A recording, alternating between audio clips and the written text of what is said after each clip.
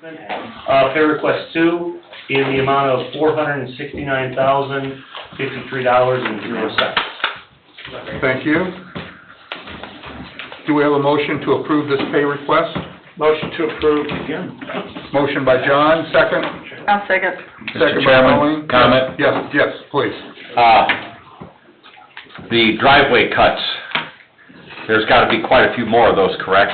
Yeah, there are a few more distributed through the subdivision. Along Ivy? Because I noticed these yellow lines going right down through the parkway, all the way down Ivy to 135th. The yellow lines are more than likely locations for gas mains or services. Okay, so where the driveway cuts can be taking place?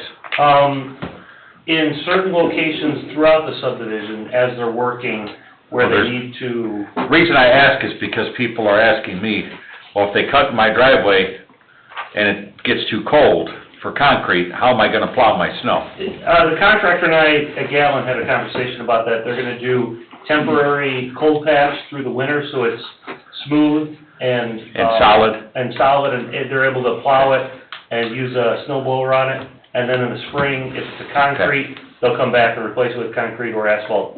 Okay. In cases. Yeah, because people are just concerned that if you have a stone apron, that could get pretty messy trying to shovel or snow blow or plow. Absolutely. Yeah, and another thing I would add on to Randy's, Tim, do you remember the folks up, Renee Miller?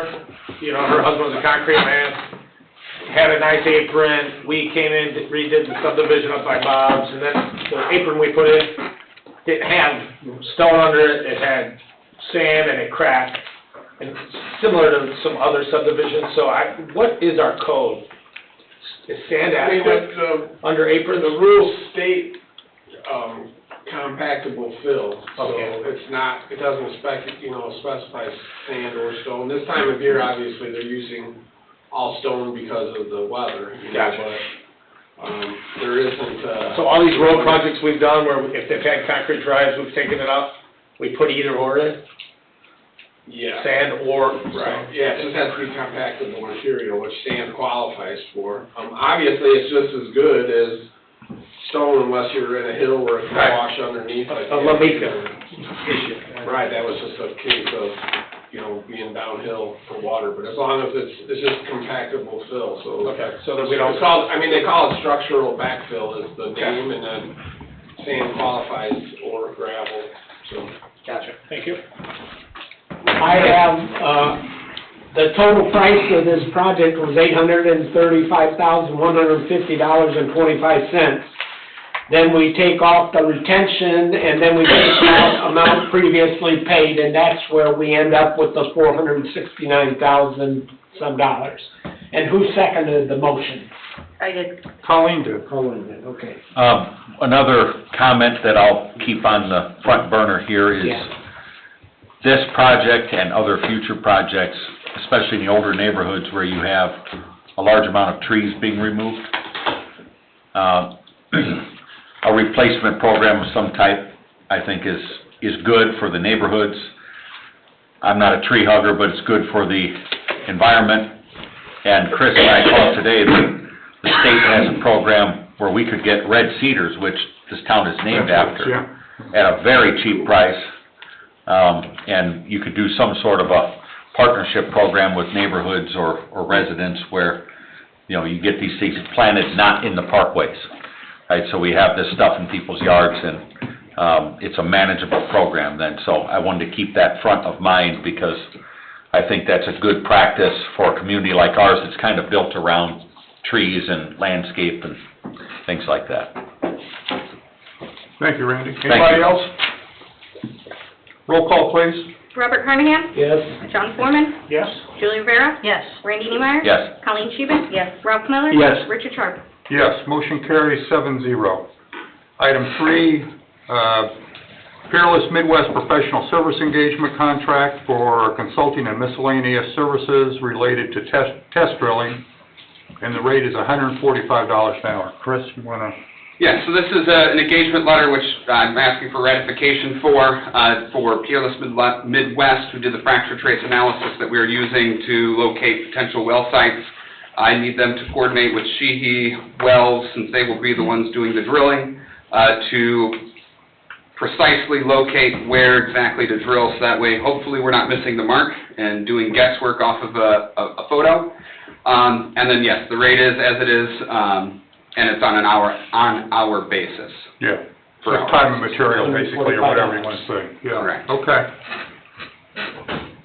Do we have a motion to approve this, engagement letter? So moved. Motion by Randy, second by, I'll second.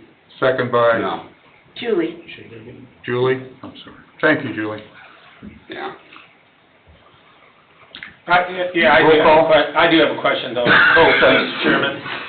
Should we have I agree with that statement, a not to exceed, or, I know it's difficult.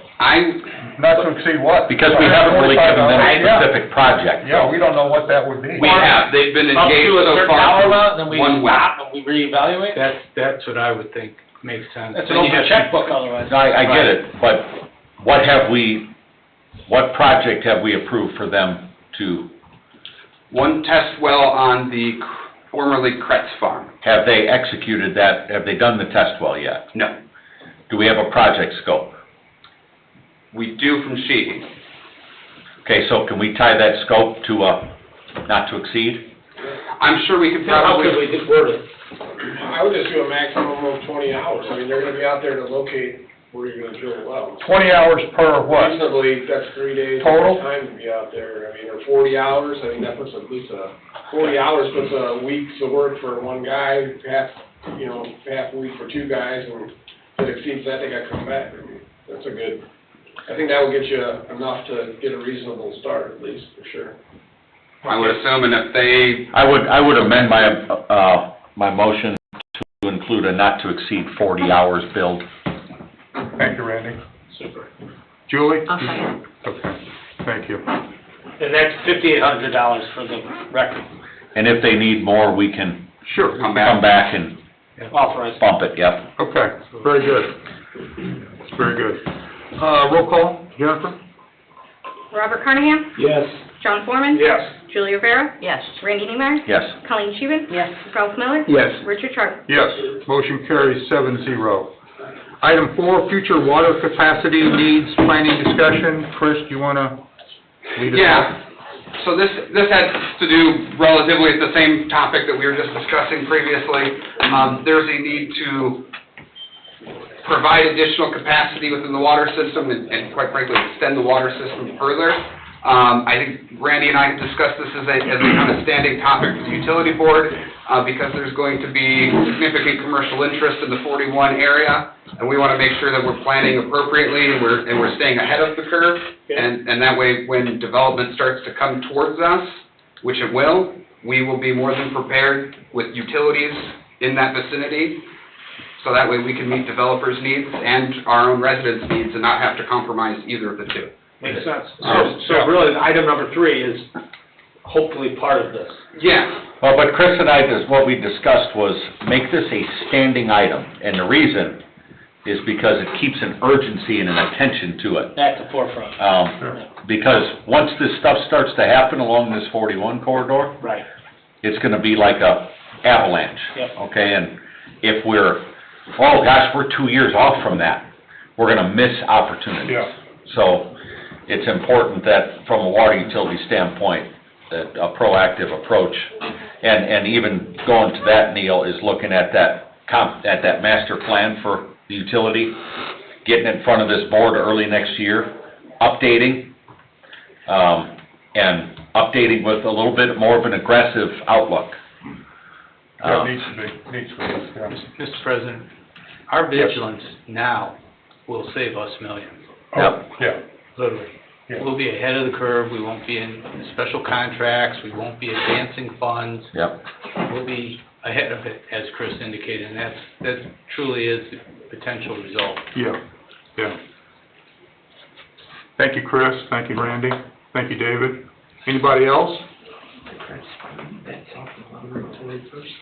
And the council will see at its next meeting the work that Chris and I have been doing to kind of end the year. A couple of years ago, we adopted a set of strategic objectives as a council. Right. And I went over those, and we kind of checked a lot of the boxes, which is really cool. That is cool. Because we had kind of a roadmap, and we've accomplished a great deal on that set of objectives. And so Chris and I have been working on updating that document, getting it in front of the council, so you got the kind of a new roadmap to make sure that we're still checking all those boxes. It was cool to review that too, because I was like, man, we've made some progress, so it was Well, good. it's cool to review when you do make progress. Yeah, it is.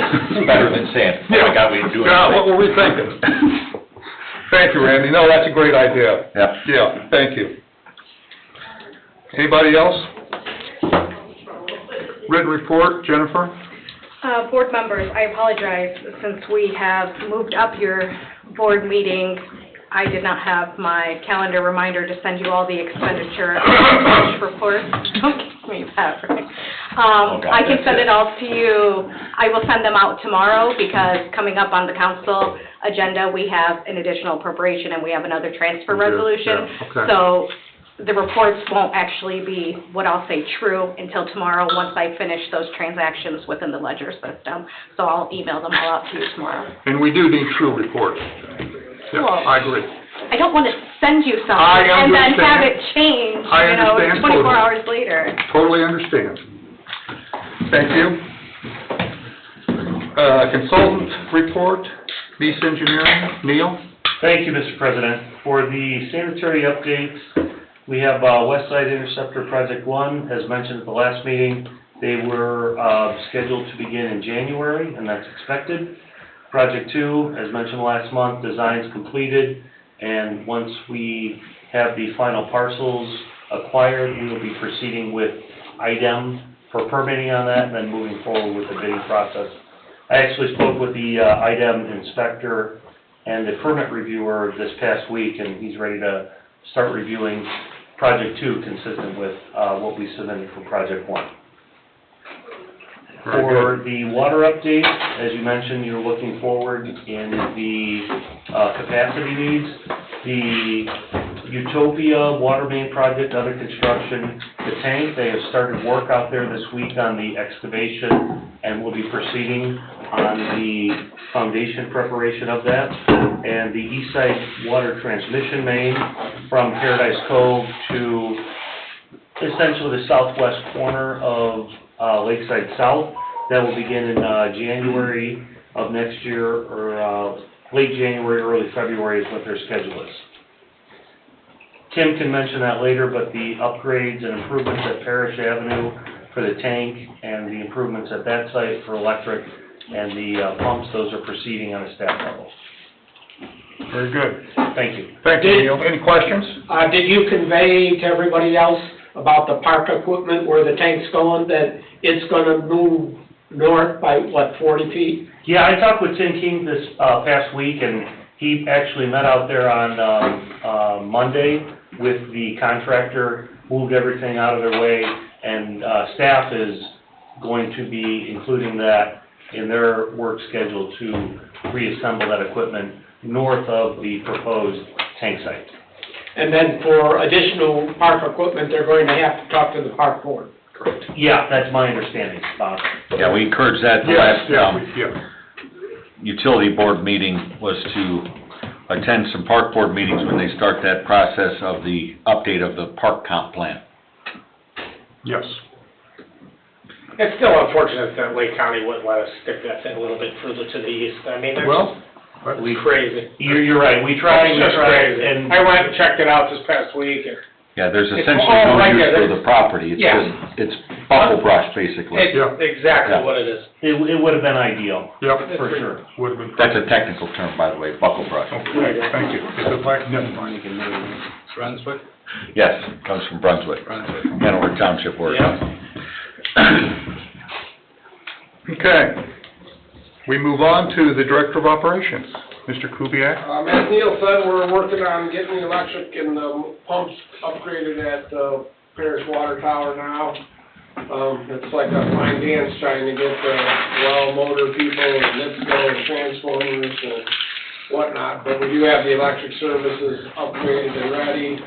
Talked to NIPSCO today, and they're checking to see if they actually have the 480 transformers to be able to do the transfer, but in order to do that, we have to have an inspection of the services, so we trenched in a pipe today to get it completely ready, so we can turn over that we are ready, and now we're just coordinating. Hopefully, we'll have it done here in the next month or so, but it's quite a feat, but we're getting closer, so hopefully, and then at that lift station, 8 over there by Corky's, we're still one pump and our bypass, so we're waiting on a control panel that they said hopefully by February, March maybe. What manufacturer Wow, is wow, the velocity control unit that you guys, or the drive that you guys are buying? Vinyl? Is it Well, the actual. Siemens or? Huh? What are you waiting for? The controller? Well, we're just waiting for them for Xylem to build the control panel. Oh, I see. So it's an entire stainless cabinet with a drive, Gotcha. everything in it. So you don't know what specific They component do, you're I waiting think on? that they're ABB? Gotcha. There is I don't. Okay, I was just curious. But they do have I think they have it's just the actual manufacturing, getting the cabinet, number one, and then getting the drives, and then Yeah, drives are build a the mess. panel, and then All around the world, they're a mess. And then it goes through like a 20-day testing thing to make sure that all everything is working properly. Gotcha. And I was impressed to learn that our employees are going to install the cabinet in that, Yeah, and they do that all the time. yeah, Yep, we got some guys that know what's going on now, so it's awesome to be able to do that stuff. Good job. that's good, yeah. And they can troubleshoot and fix, and it's a big difference than sitting there opening the door and saying, what do we do now? So, I mean, that's the whole point of getting the consistency in the right stuff, so we can have parts, and these problems that were major problems turn into, just a quick fix and back rolling again, so. That's real good, yep. Thank you, Tim. Anything else for Tim? And the park they started putting the park back together today, so, with any luck, we'll have that back together. There's a lot of pieces, but, Yeah. it's gonna be an interesting experiment. But we'll In see. Crystal? Yeah. Okay. Yeah, they started digging holes today and, they're starting to get it back together. Bob wants to take his grandkids there, so we gotta keep on it. Should be good. There was They don't mess around. There was 18-inch holes for all that park equipment. We probably got 8 yards of concrete out of the ground over there where that thing was cemented in. They didn't put it in to take it back out. Yeah, I believe it. Yeah, Some valuable material right there. Yeah. We got it. yeah. If it wasn't hard, it would be worth a lot more. Thank you, Tim. Thank you. Town Attorney, Mr. Austin? No report. No report, thank you. GMOB report maybe No report, waiting on loan. okay, very good. Thank you, Chris. Any public comment? Public comment, anybody online, No Jennifer? one online. Nobody online, okay. Seeing no public comment, this meeting is adjourned. We'll move right on to the town council meeting in And 3 minutes. 3 minutes.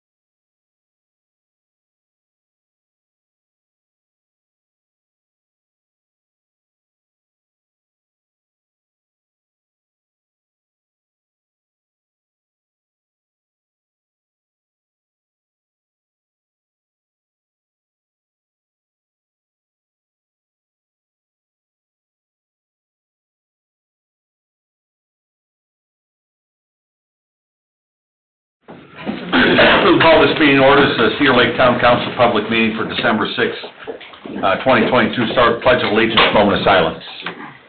I pledge allegiance to the flag of the United States of America and to the republic for which it stands, one nation, under God, indivisible, with liberty and justice for all.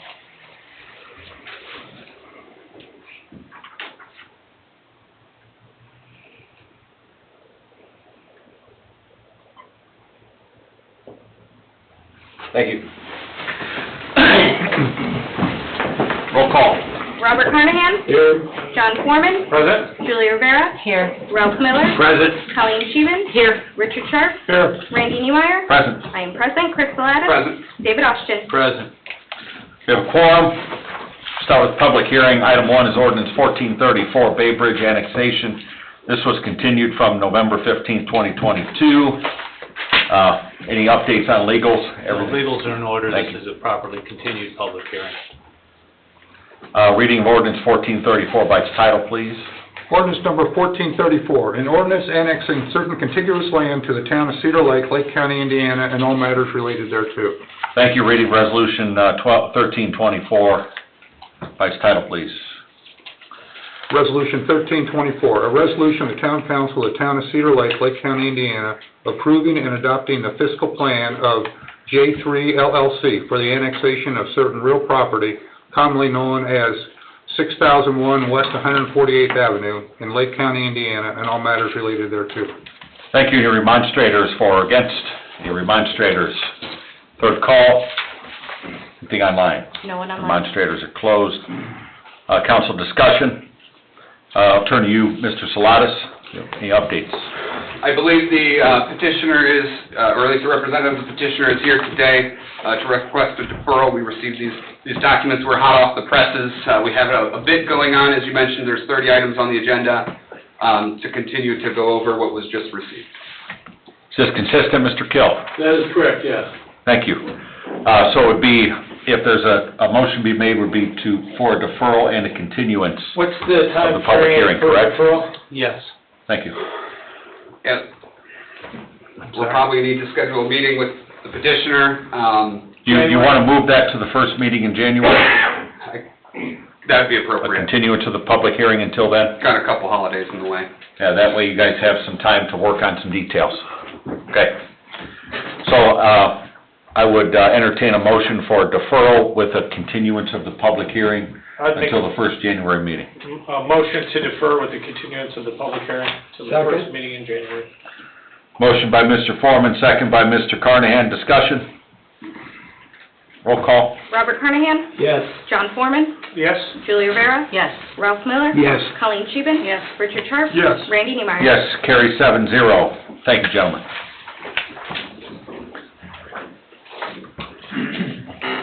Item 2 is Resolution 1326, additional appropriation. Ms. Sandberg, by its title, please, and explanation. Resolution number 1326, an additional appropriation. Council members, the legal notices were completed properly in both the Times and Post-Tribune.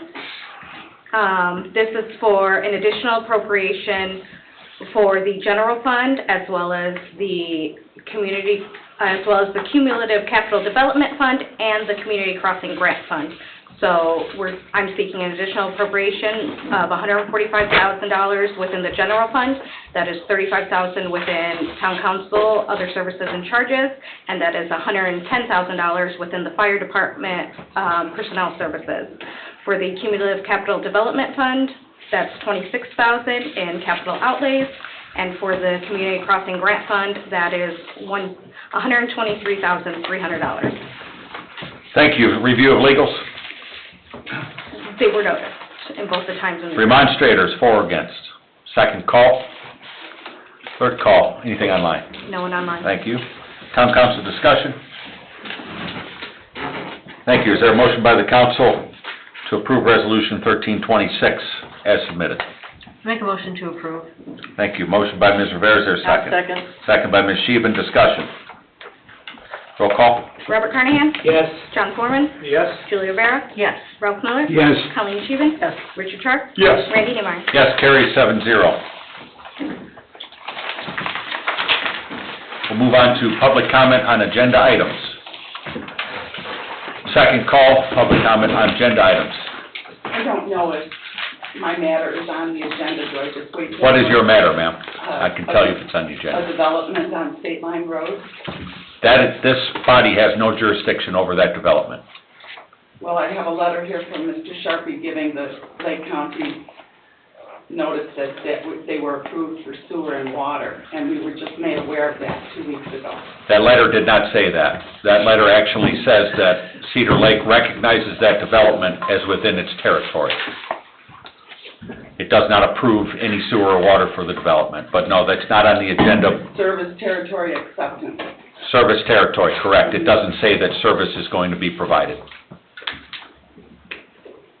Well, they were saying at the county meeting that we had to, They misquoted it, and the letter says what it says, and I know that Commissioner Tippie actually read the letter verbatim for the record, and that letter's pretty clear that it does not in any way commit this town to providing service to that area, but what it does is it recognizes the area as a service territory, which is part of the IDEM service maps.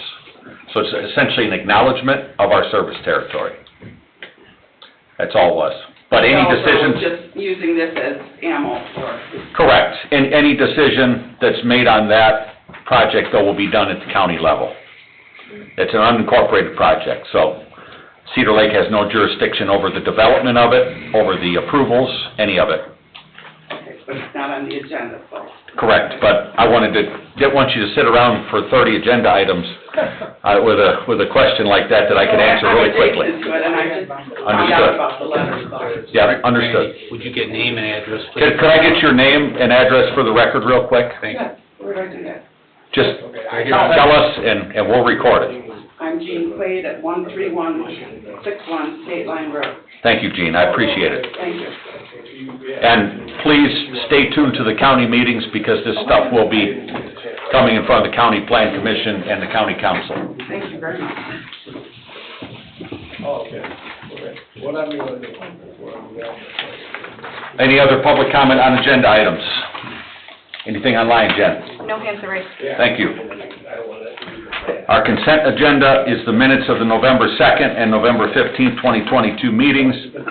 Claims, all town funds, $1,786,156.83. Wastewater operating, $740,370.69. Water utility, $62,363.32. Stormwater, $16,361.06. Payroll for 11/23 and 12/1/2022, $253,338.65. Is there a motion to accept and waive the reading of minutes and accept the consent agenda as listed? So moved. Motion by Mr. Miller, is there a second? I'll second. Second by Ms. Sheehan. Discussion. Mr. President, Ms. Sandberg. I want to note that the minutes are actually the November 1st, 2022. Thank you. And November 15th. Correction to the record, November 1st minutes. Any other discussion? Roll call. Robert Carnahan? Yes. John Foreman? Yes? Julia Rivera? Yes. Ralph Miller? Yes. Colleen Scheven? Yes. Richard Sharp? Yes. Randy Neimeyer? Yes, carries 7-0. Ordinances and resolutions, item 1 is ordinance 1436, 2023, salary ordinance, introductory reading, Mr. Sharp by its title, Ms. Sandberg. Ordinance number 1436, an ordinance amending town salary ordinance number 1400, establishing jobs and salaries to be paid certain offices, positions, and jobs within the town of Cedar Lake for the year 2023, and repealing all ordinance or parts thereof in conflict therewith. Thank you, Ms. Sandberg. Any highlights, major changes? So, a majority of the discussion during budget time was for, department heads, and then their staff directly below, so deputy chiefs, chiefs, deputies. They will be seeing, around, sorry, I'm drawing a blank. So when it comes to your police chief and fire chiefs, they'll be seeing just over a 14% increase. Their deputy chiefs will be seeing approximately a 6.9. I can't remember exactly off the top of my head, but I want to say 6.8% percent increase. Battalion chiefs, patrol command are roughly around the same. 5.5. 6.5, is that what you said? 6% for the commander, 5.5 for battalion. 5.5 for As shown battalion in chiefs. the, It's shown in your exhibits. We also have increase to the town manager, myself. I feel like I'm forgetting one. Was a 5% across the board employee, 5% across the correct? board, I'm sorry, Yes. I should have started with that, my apologies. It's 5% across the board for all staff. And then we also put, in anticipation of the extension of services appeal that we are still waiting to hear on, we also put in for the new position for Parks and Recreation Department, for the staffing we'll need for that new department. Chris, help me out, what else am I forgetting? town manager was slightly above, the chiefs at 15%, the administrative, positions within the three departments, right here, received, higher than 6%, respective to their departments and tasks. And then there was a creation of a public works director position as well. I believe we included the crossing guard and the division chief of the marine unit, as well as the aforementioned Parks Department in anticipation of their budget approval by the state. Again, for anybody in the public, they'll want to see this, is it online, is the packet online yet, or is it going to be after the meeting? If it's not online now, it will be added by tomorrow. It was 228 Yeah, we have long. a lot of information, but this is all going to be available right on our website under Government, Town Council, Meetings and Agendas. If you click on the agenda for this meeting, this packet will be included. So I have a question, Mr. Chairman. Yep. Chris, is so this is an introductory reading. Is there a reason why it should happen tonight in order to, do we have a deadline? The town, Other than January 1? I believe the clerk's office may have a deadline.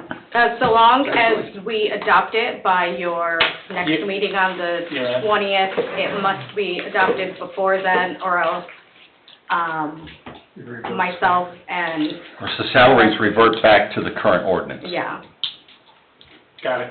Yeah, I do know that we just received it last week, but we did all have the budget, but, you know, and our budget's gonna get all screwed up now for unforeseen circumstances, of course. So, I was just curious about that, thank you. Thank you, Mr. Foreman. We have the reading of first reading of ordinance 1436, 2023 salary ordinance introductory reading. Is there a motion by the council to approve? So moved. Motion by Mr. Sharp, is there a second? I'll second. Second by Ms. Sheehan, discussion. Roll call. Robert Carnahan? Yes. John Foreman? No. Julia Rivera? Yes. Ralph Miller? Yes. Colleen Scheven? Yes. Richard Sharp? Yes. Randy Niemeyer? Yes, motion carries 6-1. Second reading will be at the December 20th Town Council meeting. Item 2, ordinance 1438, local background check fee ordinance. Mr. Sharp by its title, and then Mr.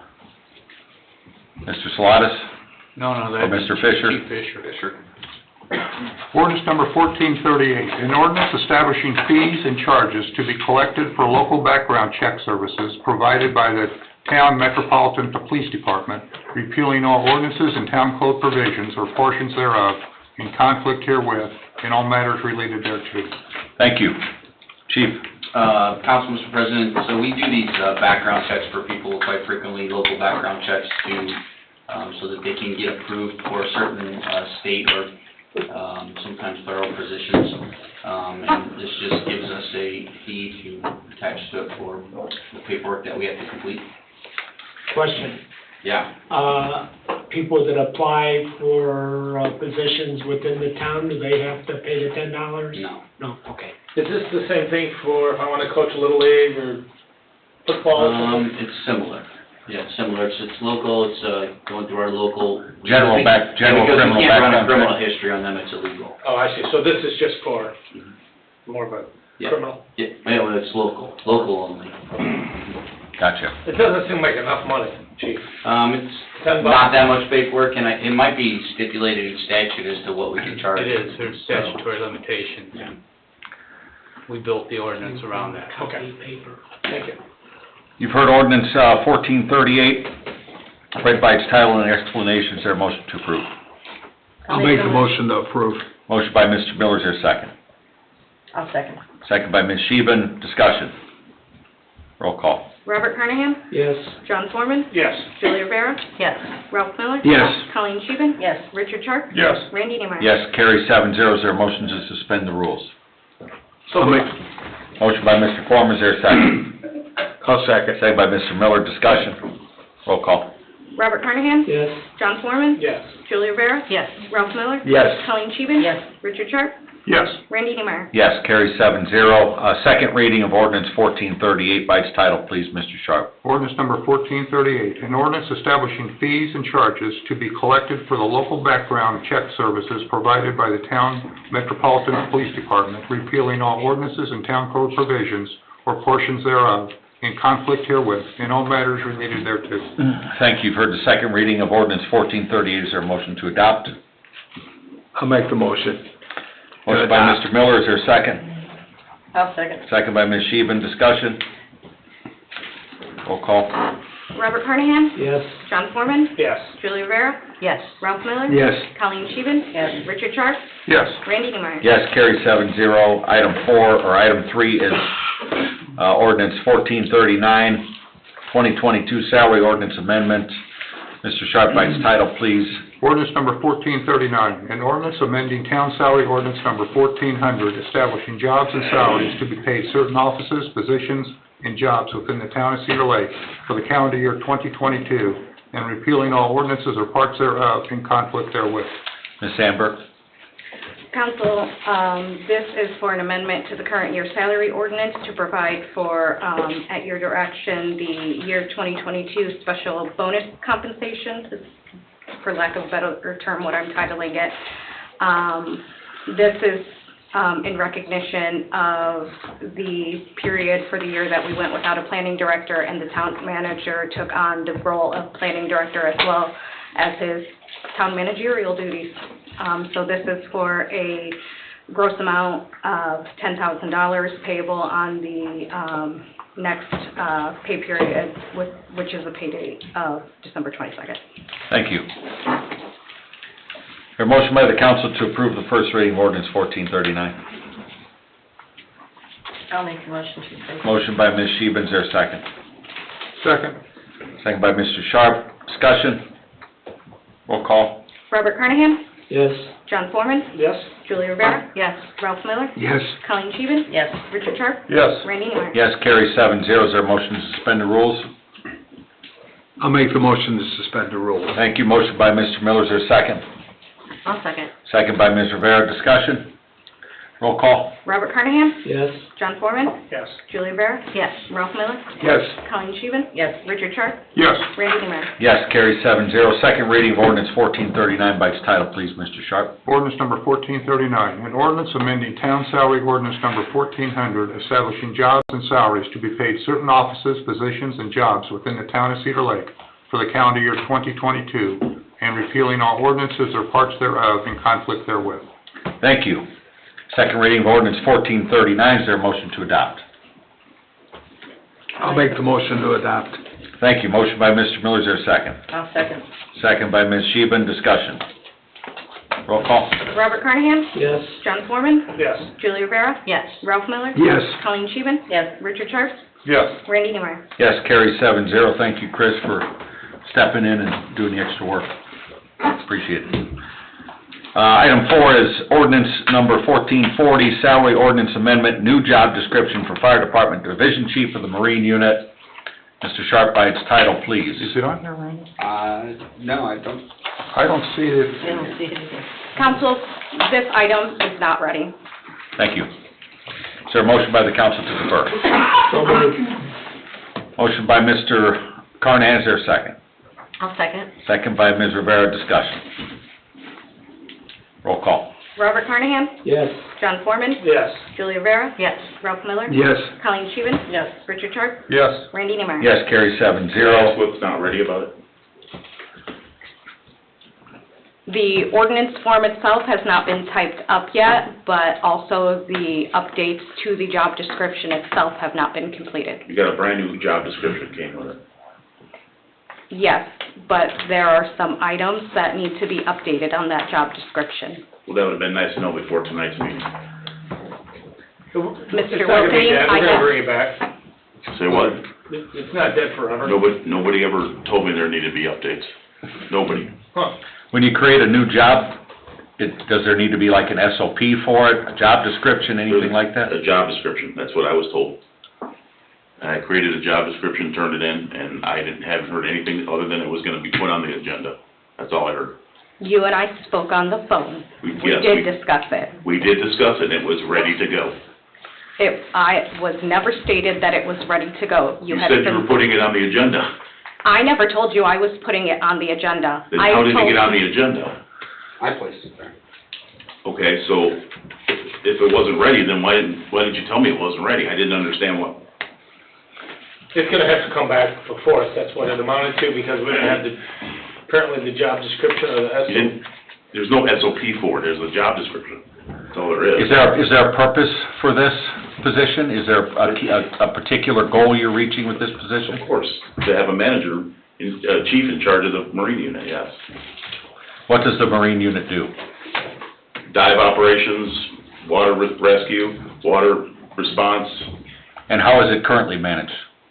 by a captain or a lieutenant, I'm sorry, on the fire department. All I wanted to do is promote him to a division chief and create the position. Okay. That's all I was trying to do. So there's no job description change from a captain to or a lieutenant to a, There's no Division chief. difference in the position. It's an assignment is what it is. The so why position create itself a is an position assignment. then, if there's no difference? Because This is what went before the public safety, Right. correct, chief? yes, Okay. and that's what I was told to do, the Public Safety Board, is create the job description. Well, the reason I ask these questions, Chief, is because in the past, we've had a habit here, and this is years ago, okay, but of creating positions and titles for people so we can pay them a different salary He's range, gonna get paid the same exact salary he was getting before, nothing different. okay? And I just wanted to make sure that's we had what a we're not purpose talking about beyond was that. the salary as well. And it was just, it's $15 a call out like it was before, and then he's, he works part-time for us as well, and there's no change from what we did last year to this year, other than the fact that it's gonna be a division chief position. There's no more money. How many division chiefs do we have? Just one. We Just have one? EMS division chief, and I wanted a division chief. I'm trying to grow this department. I'm trying to, because we're advancing so much, I need to put these positions in line. And we need to have a gap between these positions. So that's what we've been trying to do. We talked about this in the budget session about growing the department. We're gonna have 2 fire stations here pretty soon. We're gonna need people in different positions to manage them. The Marine unit is the Marine unit. They do a lot of work. They're always on the lake. They do all kinds of stuff. They do county response. It's just, I see those guys and a bunch of other fire departments at Pinecrest quite often in the summer training. I just want to put a chief officer in charge of that unit. That's So why. how does your organization? organization, you have division chiefs of EMS and Marine, and then you have battalion chiefs? Battalion chiefs run shifts. There's shift supervisors. So That's what they are. our department is how many people right now, 15?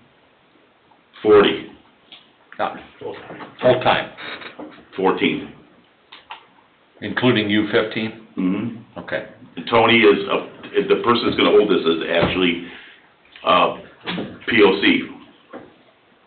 Because this is the first time any of us have seen this position too, so I think we have a right to ask some questions about it. No doubt about it. I just didn't know it wasn't ready, that's all. Because even if it was ready, I was gonna ask these questions. Gotta get it. Okay. And so Tony's just part-time, right, chief? Tony is I tried to make him part-time. You did make him part-time And then- in 2020. Yes, I did. And then, in the discussion with Margot, she thought if we were gonna have a response, if he was just gonna get paid per call, then we should put it back to a POC. So, then, I really want him to stay as a part-timer and get paid the part-time rate for a, firefighter part-time. That's what it was.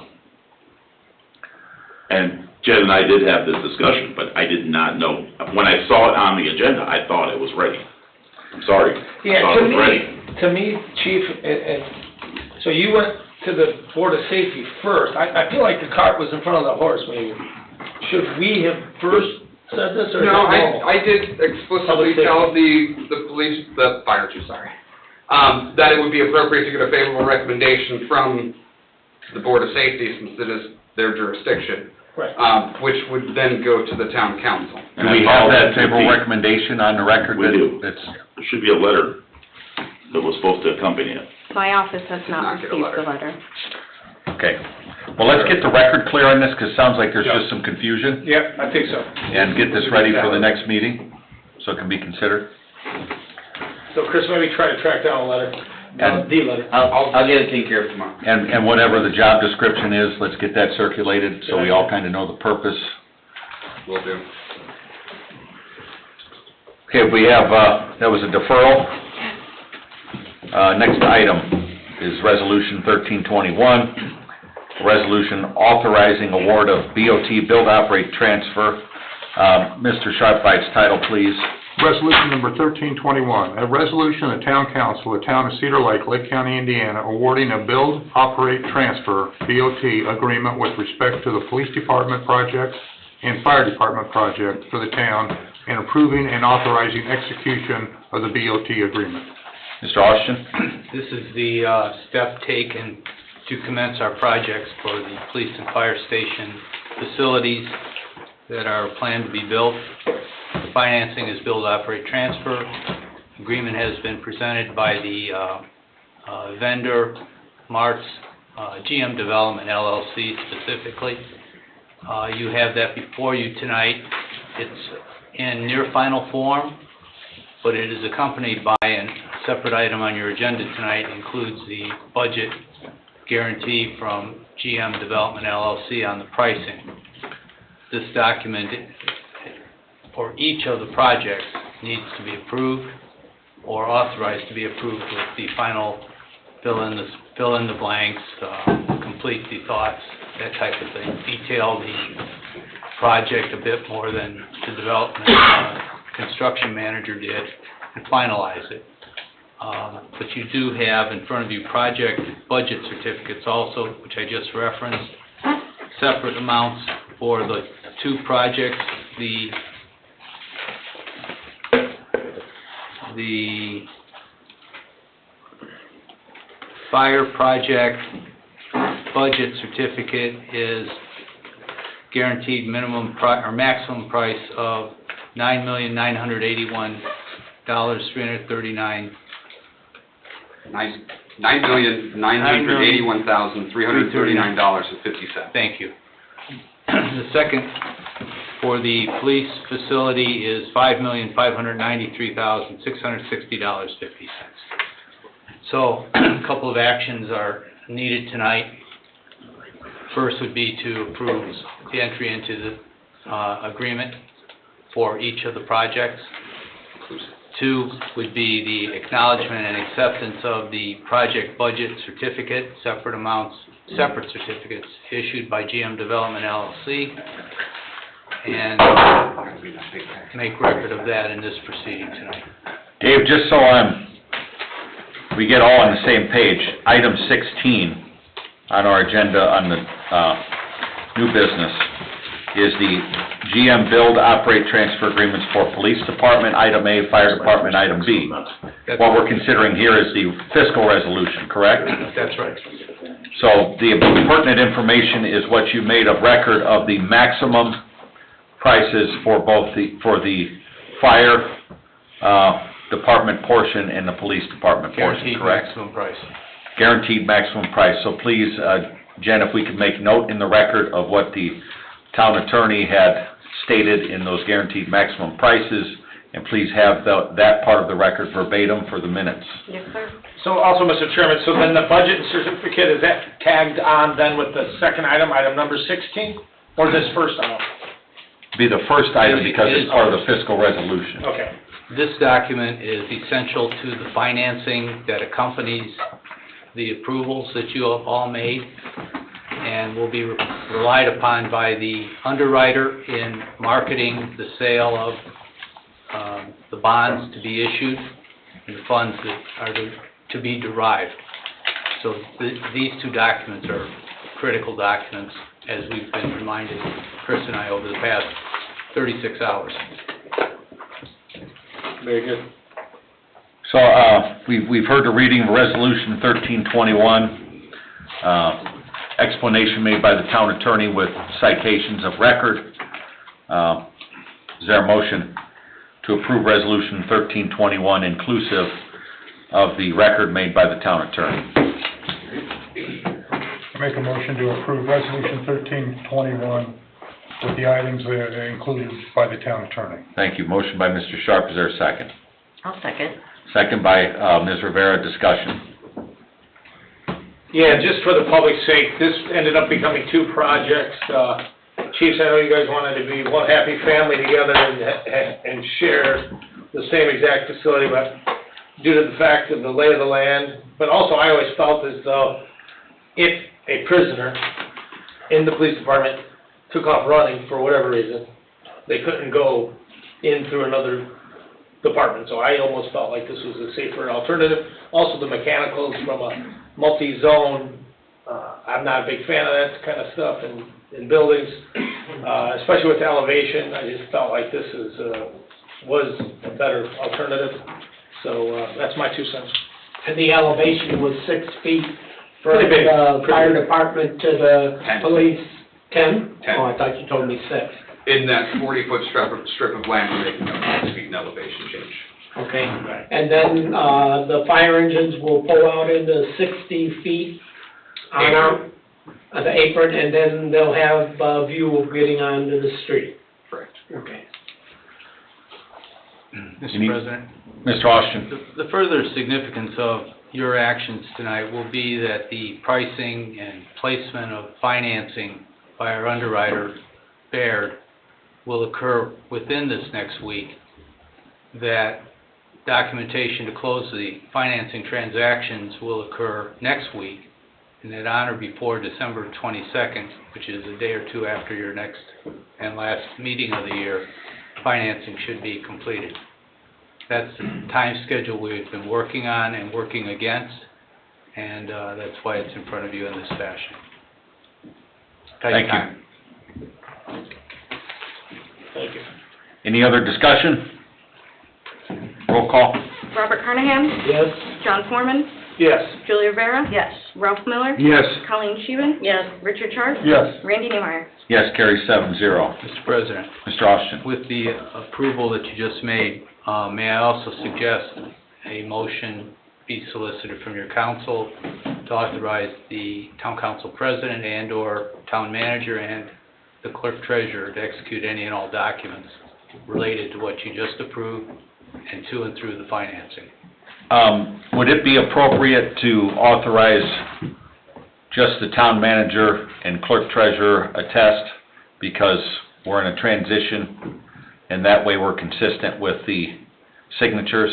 I use the "or" Okay. for a reason. So I'd ask the council to, I'd entertain a motion to approve the signatures of the town manager and clerk treasurer to execute all documents related to this build, operate, transfer resolution. Is there a motion? So moved. Motion by Mr. Miller, is there a second? Second. Second by Mr. Sharp, discussion. But we do think this will happen within the next 30 days? Oh, no, this is closing, No. December 22nd. Yeah, okay. Money in the bank, Close date. closed date, this Got is it. happening. Okay. But at least keeps a consistent trail beyond the transition into next year.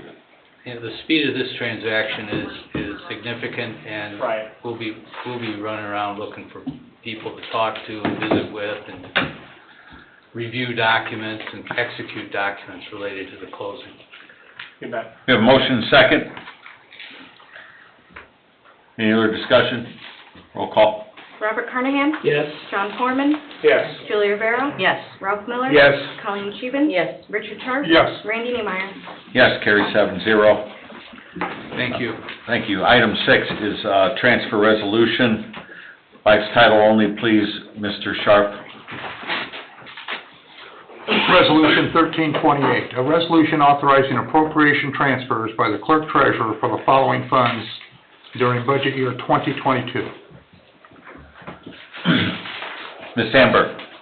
Council, this is for total transfers of $39,300 within the general fund, that is $10,000 within police department, that is $22,700 within planning, zoning, and building, and $6,600 within the fire department.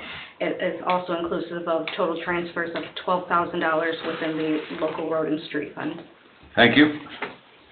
A motion by the council to approve resolution 1328. So moved. Motion by Mr. Carnan, is there a second? Second. Second by Ms. Sheehan, discussion. Roll call. Robert Carnahan? Yes. John Foreman? Yes. Julie Rivera? Yes. Ralph Miller? Yes. Colleen Scheven? Yes. Richard Sharp? Yes. Randy Neemeyer? Yes, motion carries 7-0. BZA Plan Commission, item 1, conversion to maintenance letter of credit for Peoples Bank Cedar Lake Facility in the amount of $2,732.10. Is there a motion to approve? I'll make the motion to approve. Motion by Mr. Miller, is there a second? Second. Second by Mr. Sharp, discussion. Roll call. Robert Carnahan? Yes. John Foreman? Yes. Julie Rivera? Yes. Ralph Miller? Yes. Colleen Scheven? Yes. Richard Sharp? Yes. Randy Neemeyer? Yes, motion carries 7-0. Item 2 is conversion to maintenance letter of credit for Beacon Point Uniform, the amount of $99,032.17. Their motion to approve. So moved. Motion by Mr. Sharp, second. I'll second. Second by Ms. Sheehan, discussion. Roll call. Robert Carnahan? Yes. John Foreman? Yes. Julie Rivera? Yes. Ralph Miller? Yes. Colleen Scheven? Yes. Richard Sharp? Yes. Randy Neemeyer? Yes, motion carries 7-0. Item 3 is acceptance of deed from Hanover Development LLC, Birchwood. Mr. Salatas. This is to accept property that a lift station sits on into our inventory so we can maintenance it now Thank that you. it's turning over to Tom. There, motion to approve. So moved. Motion by Mr. Foreman, second. I'll second. Second by Ms. Rivera, discussion. Roll call. Robert Carnahan? Yes. John Foreman? Yes. Julie Rivera? Yes. Ralph Miller? Yes. Colleen Scheven? Yes. Richard Sharp? Yes. Randy Neemeyer? Yes, carries Who made the 7-0. motion and the second on that? Motion was John, second was Julie. Okay, thank you.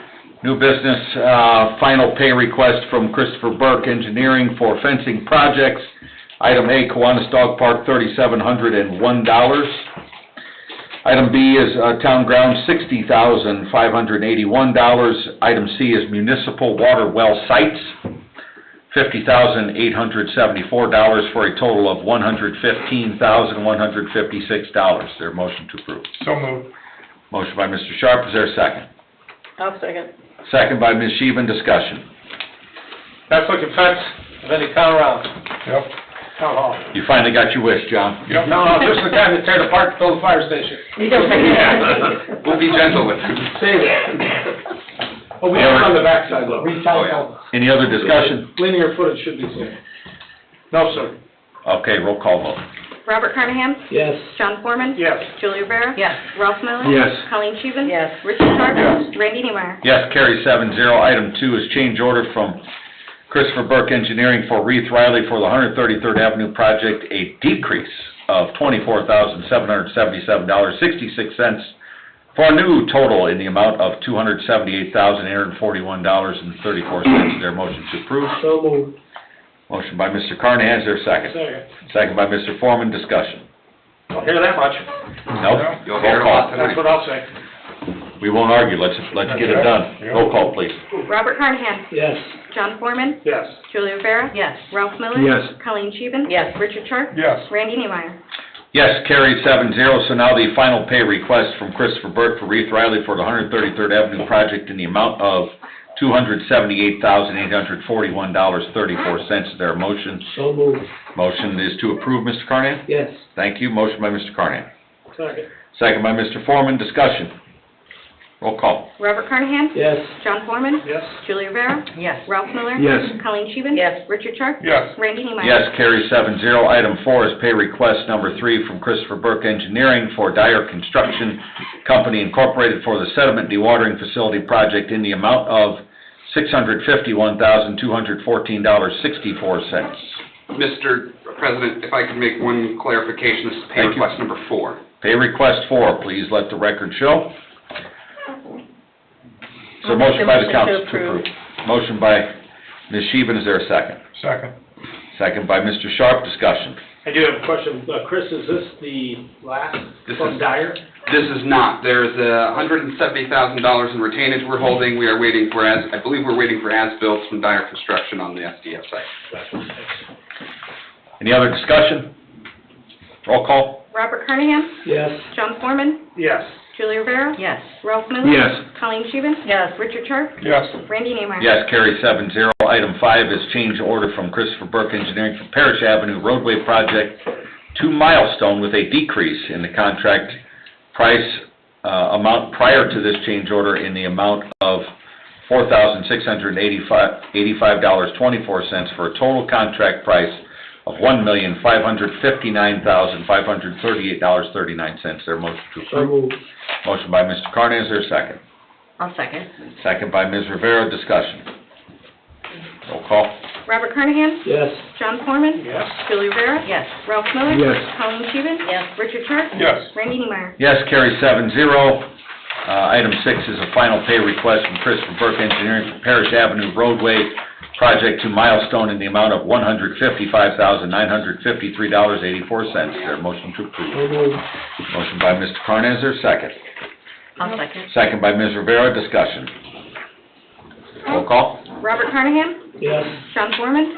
Yes. Julie Rivera? Yes. Ralph Miller? Yes. Colleen Scheven? Yes. Richard Sharp? Yes. Randy Neemeyer? Yes, motion carries 7-0. Item 7 is change order number 3 from Christopher Burke Engineering for the Vermillion roadway project to Milestone with a decrease in the contract price amount prior to this change order in the amount of $80,323.52 for a total contract price of $1,088,825.21. There a motion to approve. So moved. Motion by Mr. Carnan, is a second.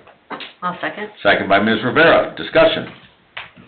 Roll call. Robert Carnahan? Yes. John Foreman? Yes. Julie Rivera? Yes. Ralph Miller? Yes. Colleen Scheven? Yes. Richard Sharp? Yes. Randy Neemeyer? Yes, carries 7-0. Item 8 is a final pay request from Christopher Burke for the Vermillion roadway project to Milestone in the amount of $173,809.48. Their motion to approve. So moved. Motion by Mr. Carnan, is there a second? I'll second. Second by Ms. Rivera. Discussion. We got a theme going. Yeah. Yeah, we do. Roll call. Robert Carnahan? Yes. John Foreman? Yes. Julie Rivera? Yes. Ralph Miller? Yes. Colleen Scheven? Yes. Richard Sharp? Yes. Randy Neemeyer? Yes, carries 7-0. Item 9 is change order number 1 from Christopher Burke for the Highland subdivision roadway project to Milestone with a decrease of the original contract price in the amount of $63,877.96 for a total contract price of $623,848.50. Their motion to So approve. moved. Motion by Mr. Carnahan, I'll second. second by Ms. Sheehan. You guys screwed me up. Roll call, discussion? Yeah, I just have a comment. Milestone Strategies in St. Paul, Walsh and Kelly must be to, do this, to figure out a way to throw enough hours to make them, business model wise or something, because I've never seen this in, this many in, at least in the last 10 years. We've never done this many streets in 1 year. No, that's true, for sure. Yeah. But when's the last time we've seen a decrease? Not very often. No. That's all I'm gonna say. Usually they have hours in the budget, they try to burn them. So I'm pleasantly surprised, but it's interesting. We've never seen this many wrap-ups in Ever. December of a meeting, ever. Ever. Yeah, it's pretty awesome. Any other discussion? Roll call. Robert Carnahan? Yes. John Foreman? Yes. Julie Rivera? Yes. Ralph Miller? Yes. Colleen Scheven? Yes. Richard Sharp? Yes. Randy Neemeyer? Yes, motion carries 7-0. Item 10 is final pay request for Christopher Burke for Highland subdivision project to Milestone in the amount of $62,384.85. So moved. Motion by Mr. Carnahan to approve, Yes. Second? I'll second. Second by Ms. Rivera, back on track. Discussion? Roll call. Robert Carnahan? Yes. John Foreman? Yes? Julie Rivera? Yes. Ralph Miller? Yes. Colleen Scheven? Yes. Richard Sharp? Yes. Randy Neemeyer? Yes, carries 7-0. Item 11 is ratify approval for striping work from US 41 to the Norfolk Southern Railroad tracks by TMC. Contract was in the amount of $12,155.90 to be paid out from the Rose Garden Estate Special Revenue Non-Reverting Fund. Is there a motion to approve? I'll make the motion to approve. Motion by Mr. Miller, is there a second? I'll second. Second by Ms. Sheehan. Discussion. Yes. Could you explain to me what this is? Yes, so this is striping from, as it says, 41 to the railroad. This On section, 141st, 133rd. 133rd, okay. So this was to match the other side of the railroad from there to Parrish, since we were doing the 2-inch overlay and the striping. It made sense to us to do the striping on the other half to make the road seem very consistent, to just give it a good refresher. Any other discussion? Roll call. Robert Carnahan? Yes. John Foreman? Yes? Julie Rivera? Yes. Ralph Miller? Yes. Colleen Scheven? Yes. Richard Sharp? Yes. Randy Neemeyer? Yes, carries 7-0. Item 12 is change order number 1 from Christopher Burke for the striping work from US 41 to the Norfolk Southern Railroad tracks by TMC with a decrease of the original contract price in the amount of $833.15 for a total contract price of $11,322.75. Is there a motion to approve? Motion by Mr. Carnahan, is there a second? Second by Mr. Foreman, discussion. Roll call. Robert Carnahan? Yes. John Foreman? Yes. Julie Rivera? Yes. Ralph Miller? Yes. Colleen Scheven? Yes. Richard Sharp? Yes. Randy Neemeyer? Yes, carries 7-0. Item 13 is final pay request from Christopher Burke Engineering for the striping work of US 41 to the Norfolk Southern Railroad tracks by TMC in the amount of $11,322.75. Is there a motion to approve? So moved. Motion by Mr. Carnahan, is there a second? I'll second. Second by Ms. Sheehan, or Ms. Rivera. Discussion. Roll call. Robert Carnahan? Yes. John Foreman? Yes? Julie Rivera? Yes. Ralph Miller? Yes. Colleen Scheven? Yes. Richard Sharp? Yes. Randy Neemeyer? Yes, motion carries 7-0. Item 14 is the 2023 Fire and EMS Services Agreement with Hanover Township. Mr. Salatas. This is the proposed EMS and Fire Services Agreement with Hanover Township, and I believe it is an increase of $10,000, if I remember correctly, from what Trustee Toth had expressed to me. Thank you. Any changes that you had noticed in your review, Mr. Austin? No, just updating on the dates and concurrence with the draft document that was presented. Okay. Is there a motion by the council to approve the Fire and EMS Services Agreement with Hanover Township? Make a motion to approve. Motion by Mr. Sharp, is there a second? I'll second it. Second by Mr. Miller, discussion. Yes, so for fire and EMS, Chief Oakley, were you able to review this as well? No. As legal? No, I did not have a copy of the contract. No, you didn't, okay. Is it normal for I our don't chief get to have a involved in copy? that anymore, this is just numbers. Gotcha. Okay, very good. That's all I had, sir. Question for the Hanover Township trustee.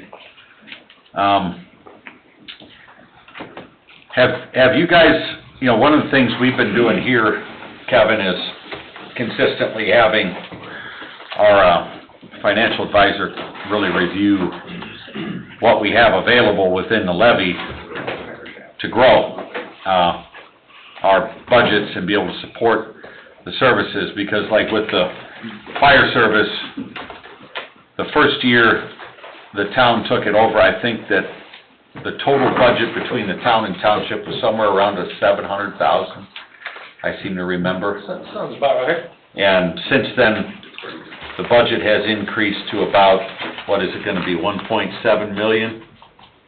Somewhere in that neighborhood, 1.5? What is it, chief? Don't have the Remember, number directly in 1.4. front of me, but it's Okay. roughly around. So let's call it $1.5 million, so we basically doubled it in that time. And I don't know if there's any money left out there that could be garnered for fire protection. within the township, because in the town, we've dedicated a pretty substantial amount of increases, but the calls in the unincorporated are still going up in percentage, so just a question. Yeah, we've taken all of our levies back to our maxes. Okay. But you gotta understand, your situation is different than the township. We actually lose people. Because every time an area gets annexed, we lose population, and then we lose the amounts that we're able to collect on. You don't lose population. Hmm? You don't lose population because those are. Well, we lose the tax dollars that we get in our fire and our EMS funds. We still cover the same amount of people because Yeah, they're unincorporated. but they go into but once they're incorporated, like St. John's incorporated some areas, and, once that happens. Not areas that have been populated. We have lost some. Ours is actually down. According to Baker Tilly, I've asked, we actually applied for some other funds or tried to. Is your raise our AV levies. down? Your net AV? The AVs are not down, but the population, I can't even get a population number from the census. Because populations don't matter as much as AVs do when it comes to Well, levies. there were some opportunities that we had available where we could increase our levies, but it was based on population, and I cannot get population numbers from the new census. We are trying. I'm working with the county even because it affects our LOIT money too. Right. And the county wants new population numbers for the LOIT fund distributions, which I can't get. So it sounds like you answered my question that, yes, you're doing some work to try and figure out how to maximize. Yeah, in those fact, actually, we did get an increase in our fire, but our EMS fund actually dropped slightly. Okay, so, but we did wind up with an extra, like I said, around $10,000 or $12,000 that I could give to you guys in the contract. I didn't have that last year. What's and you won't know on the LOIT until when? The LOIT's in June, usually, well, we'll get that out. But my LOIT money doesn't change much, it's $22,000. But the LOIT money's also not guaranteed, like I talked to Chris about it, so that's another thing. We've been trying to get the LOIT money guaranteed. But that's a yearly project that we have to, make sure that we go to the county council and we get that approved from year to year. And like I said, the county is asking us for new population numbers because they want to update those figures and those amounts too. I've tried, believe me, I've tried everything to try to find new census numbers. But for some reason, we can't, the census did not separate out townships from the towns, from the cities and towns, so I can't get those numbers. Yeah, I've talked to our state legislators about this too, that, inflation impacts everything, and it's no different with the cost of operating ambulances and fire trucks, maintaining these things, and yet our tax levies aren't growing enough to even make up a portion of that CPI to be able to continue to provide the same service and invest in equipment, maintain equipment, buy fuel, pay employees, all of that kind of stuff is all. And right now, the legislature, what I've kind of gotten back from that is kind of a deer in the headlights look of, well, your levy grew by 5% or whatever, like, okay, that, the cost to maintain a fire truck went up by 30%. So it's like, this stuff just isn't matching up right now, and I just had that question of what kind of analysis had been done on that. Oh, we try all the time, believe me. We're actually in contact with downstate trying to see if there's any way we can get some of this money sometimes that comes out there, because they don't give us any, believe me. I mean, you can believe us or not, but all through COVID, with all the money that was flying around for this and that and this, you know what the township's got? Yeah, nothing. Nothing. We got not a dime. Yeah. For anything, not even for helping. Yet all the cities, towns, school districts got funds. Everything. We got nothing, not a dollar. That's ridiculous. So, we're trying, believe me. Like I said, I got that extra money out of the fire side of our levy, so that's why I put it in the contract. So you're saying no counties in the state got any, no trustees got any money from the feds? Well, what about all these rural counties? There was no money that I know of that was given to any of the townships. Any of the rural counties would have gotten them through their county, and if they dispersed them for different lost revenue reasons, then that was up to them. And those lost revenue reasons could have included some public safety. That's kind of mind-boggling. There was huge amount of money even given to private entities to provide rental assistance and stuff, but it wasn't given to the townships to do it. Another problem in the township is a good section of the unincorporated area has got dire addresses. I which creates another problem for him to try to get consensus. Track of numbers, all the way to 113th, in fact, to Calumet. You'd think with all this stuff digitized, it would be so much easier. You would think. I've spoken with Mr. Blanchard down there probably at least a half a dozen times, and we've both been trying. He's working for the council to try and do it. We've tried. I've even contacted Baker Tilly about it, and she told me if I could get on Paige, Paige, someone from, Baker Tilly. She said if I could get them, could I please forward them to her? She would really like to see them. The post office gave us the accurate numbers out there when we did our mailer, because they went and did the legwork for them, so we Well, may that wanna gets you check with residents, them. but not. Not people, but That the gives you door, residents. that gives you door knobs, I can get the number basically. of households, houses, but I yeah. can't get the number, so it's. Okay, no, thank you, you answered my question. Thank you. Appreciate it, Kevin. Any other, questions, discussion? Roll call? Robert Carnahan? Yes. John Foreman? Yes. Julia Rivera? Yes. Ralph Miller? Yes. Colleen Scheven? Yes. Richard Sharp? Yes. Randy Neemeyer? Yes, carries 7-0. Item 15 is approval of the 2023 meeting calendar. Mr. Salatas. The changes for the 2023 meeting calendar, most notably are the Park Board has changed their meeting date to the, pull it up here, first Thursday of the month. The Redevelopment Commission will meet will meet on the first Tuesday, and the Stormwater will move to the second Tuesday. Okay.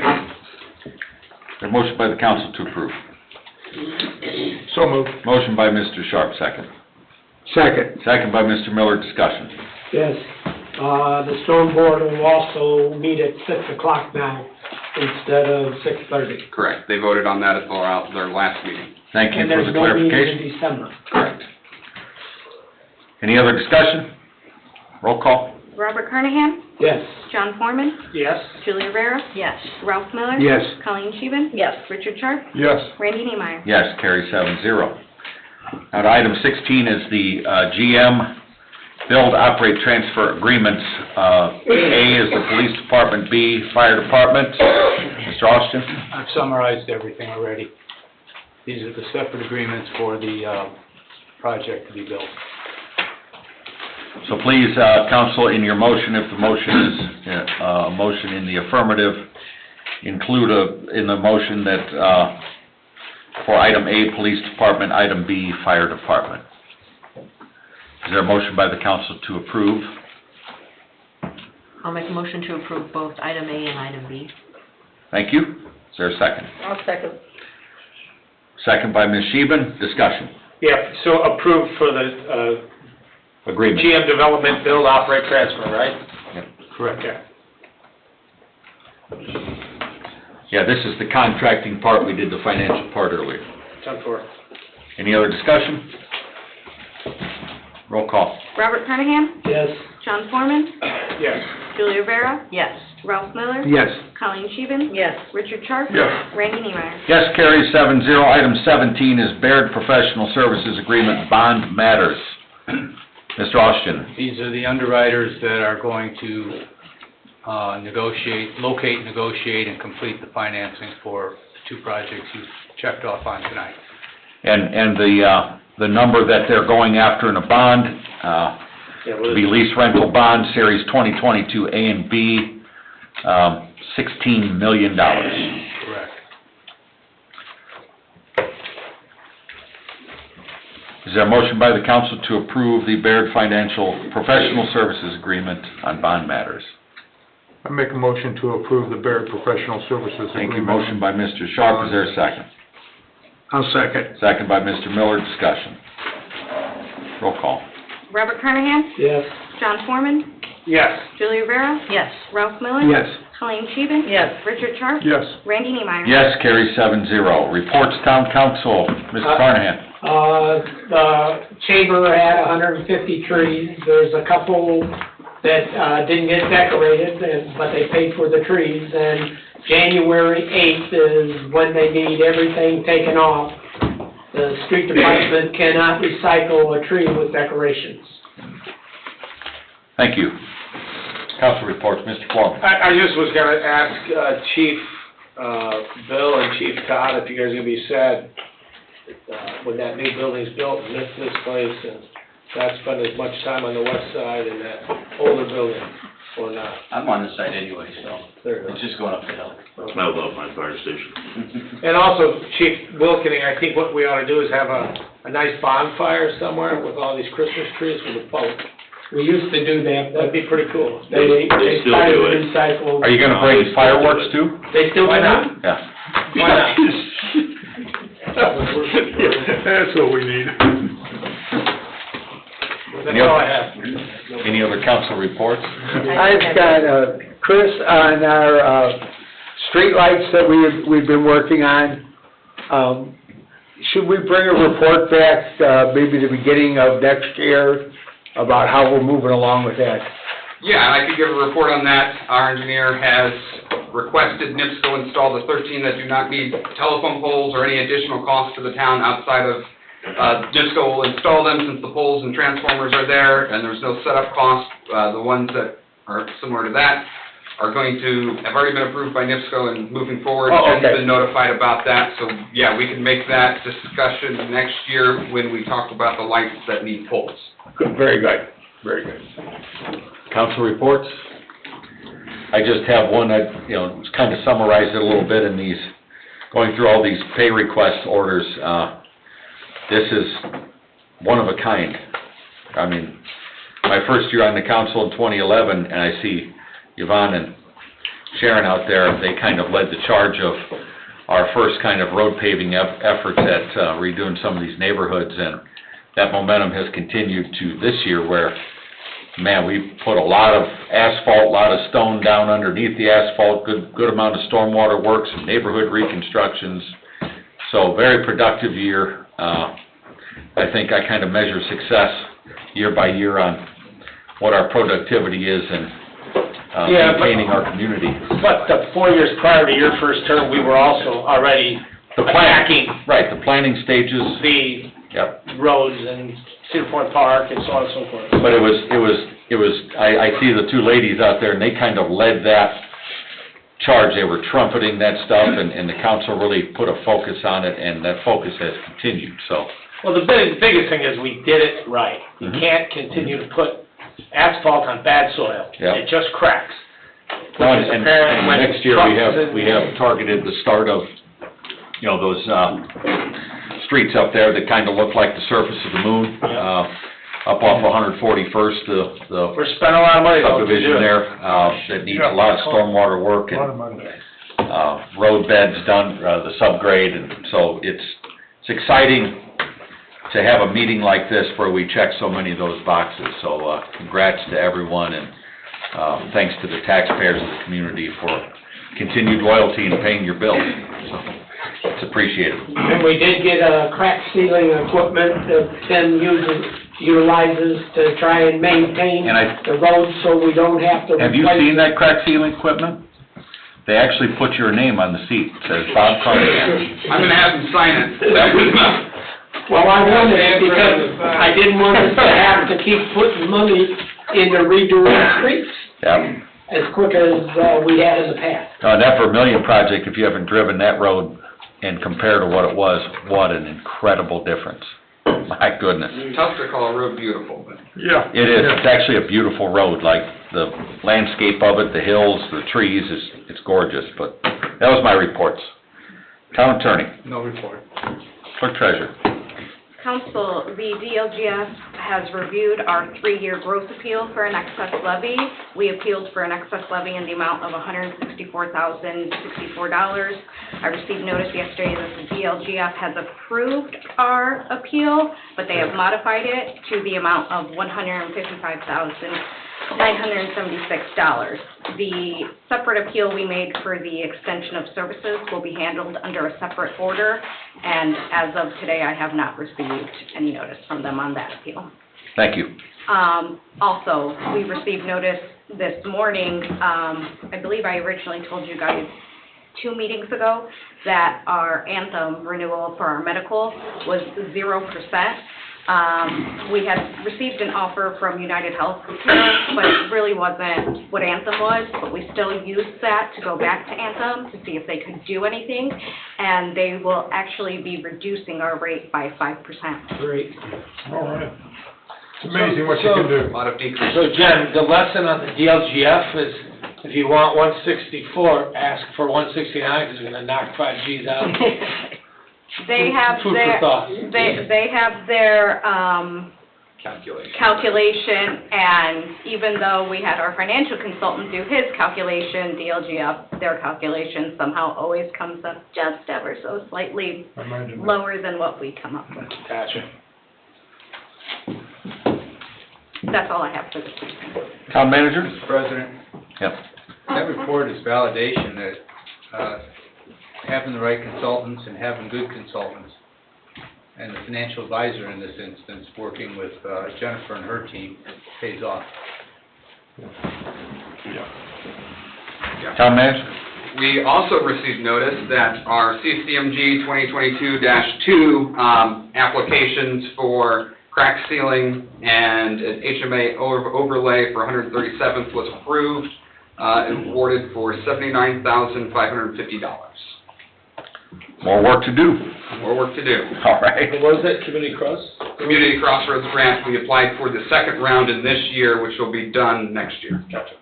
Yeah, and in this budget cycle, I understand that the legislature is going to be considering upping that maximum amount to like 1.4 or 1.5 million because of some of the excess funds available. We're trying to get them back to the communities, those gas tax funds. Gotcha. Director of Operations, I'm ready, thank you. Police Department. Nothing really. Council, you'll notice that some of my officers are sporting some Chris Levitt and Randy Niemeyer beards.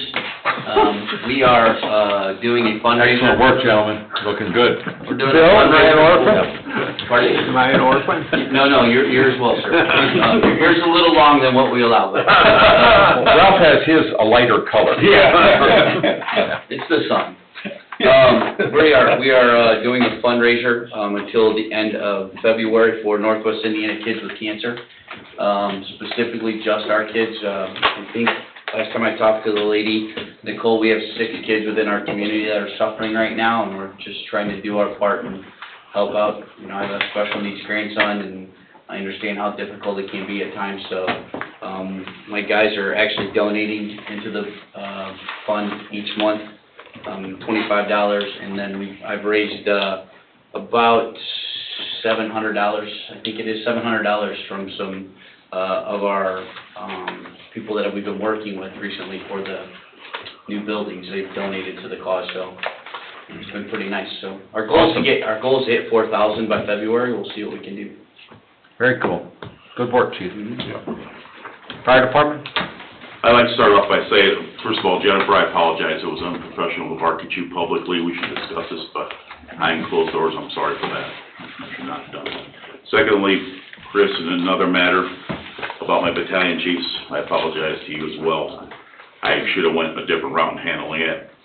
The council, this is in reference to the raises that I requested for my battalion chiefs. You received a memo that Chris gave you guys. I'll have to read it.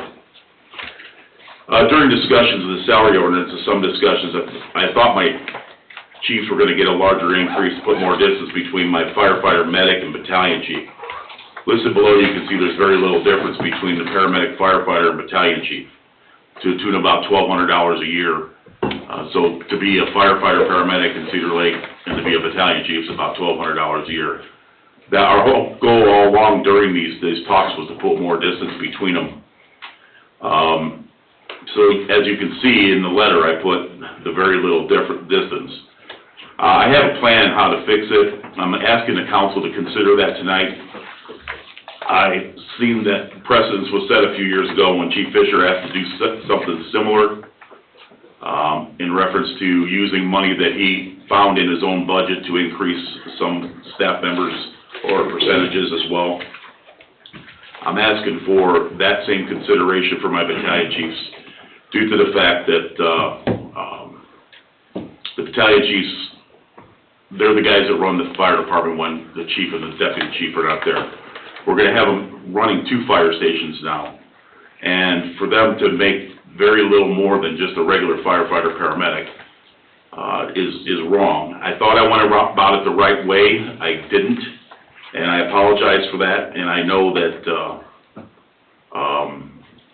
you know, there's been discussion about it, but, they control the morale of our department, and for us not to, you know, for us to have the money in the budget to be able to do it and not do it based upon my lack of, proper discussions in the past throughout the 6 months or understanding of this process, I'm asking for the council to consider that, to help my department out and the morale of our department. So Chief, you're saying For the because of the three guys- retirement? For the 3 guys that run the shifts when I'm not there, that do a lot of work a lot of overtime, been with us all the way through thick and thin. When people were leaving our department to go somewhere else for more money, these guys stuck it out. It's in our budget. We are gonna be losing Pat Scolari. He's a paramedic. We're gonna be hiring an EMT to replace him. The difference is in a tune of around $13,000. I'd like to see that money given to my battalion chiefs to, get them to the point where, that stretches a little bit more away from, a captain, a lieutenant, and a firefighter. And I'm asking for that to be done, by the council. So you would not be replacing that $13K difference next year? No. Jennifer, is that how you understood it in negotiations with Chris? When we talked budgets throughout the year? I don't believe this was brought up at This part wasn't This was not. brought Oh, it up. wasn't, I'm okay. asking that as of the discussions that we talked about. I was under the impression that our battalion chiefs were gonna get a higher increase than they did. And there was never a commitment by anybody to say that they were gonna get more. Chris did mention that they should see a little bit more of a bump, but I didn't understand the amount. And, I found it within my own budget to do it, and I'm asking for consideration, similar to what you guys granted the police chief a few years ago to do for his people. That's what I'm asking So if for I could tonight. take a step back for a second, a few years, going the Wayback Machine, we started the process of really focusing heavy on taking bigger steps on the public safety side of things, and I believe over the last few years, we've increased the wages for both departments somewhere in the ballpark of 20%, if you add up everything. One of the things that has been a consistent theme in our budget discussions in the council meetings has been, on the fire department side, overtime. So finding $13,000 in your budget for a raise when we have consistent year over year over year overtime additional appropriations that we make is kind of, it's not a great selling point as far as what I'm concerned, because we just increased the overtime budget tremendously for next year from this year, so. It was cut year after year as well. Okay? I mean, at one time, our overtime budget was $110,000, was cut to $75,000. But in looking also at actual pays, you know, what people are actually making, and not what their salary is in the salary ordinance, but what they make after they get paid all their overtime and stuff, your battalion chiefs are getting a good bit of money. Are they? A lot of it, yeah. You got that in front of you? Yeah, I do. So it's one of those things where I understand what you're saying, but we had 6 months' worth of budget discussions to kind of Understand develop this, I also had a guy that went off sick. I had no other choice but to replace him for 6 months and pay that overtime. That's where that overtime, I tried to explain that numerous times to people, that's where the additional overtime is coming from. Every third day, I'm paying somebody 24 hours of overtime to cover this guy that's been off for 5.5 months. So what was it? Everybody has to understand that.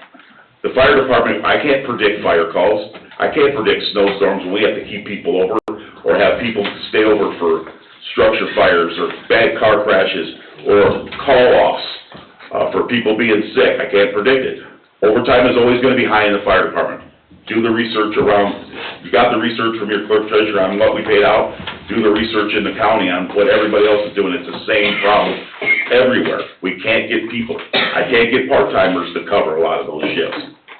We used the part-timers dramatically this year simply because we were covering a full-time person with part-time people because this guy was out for 5.5 months.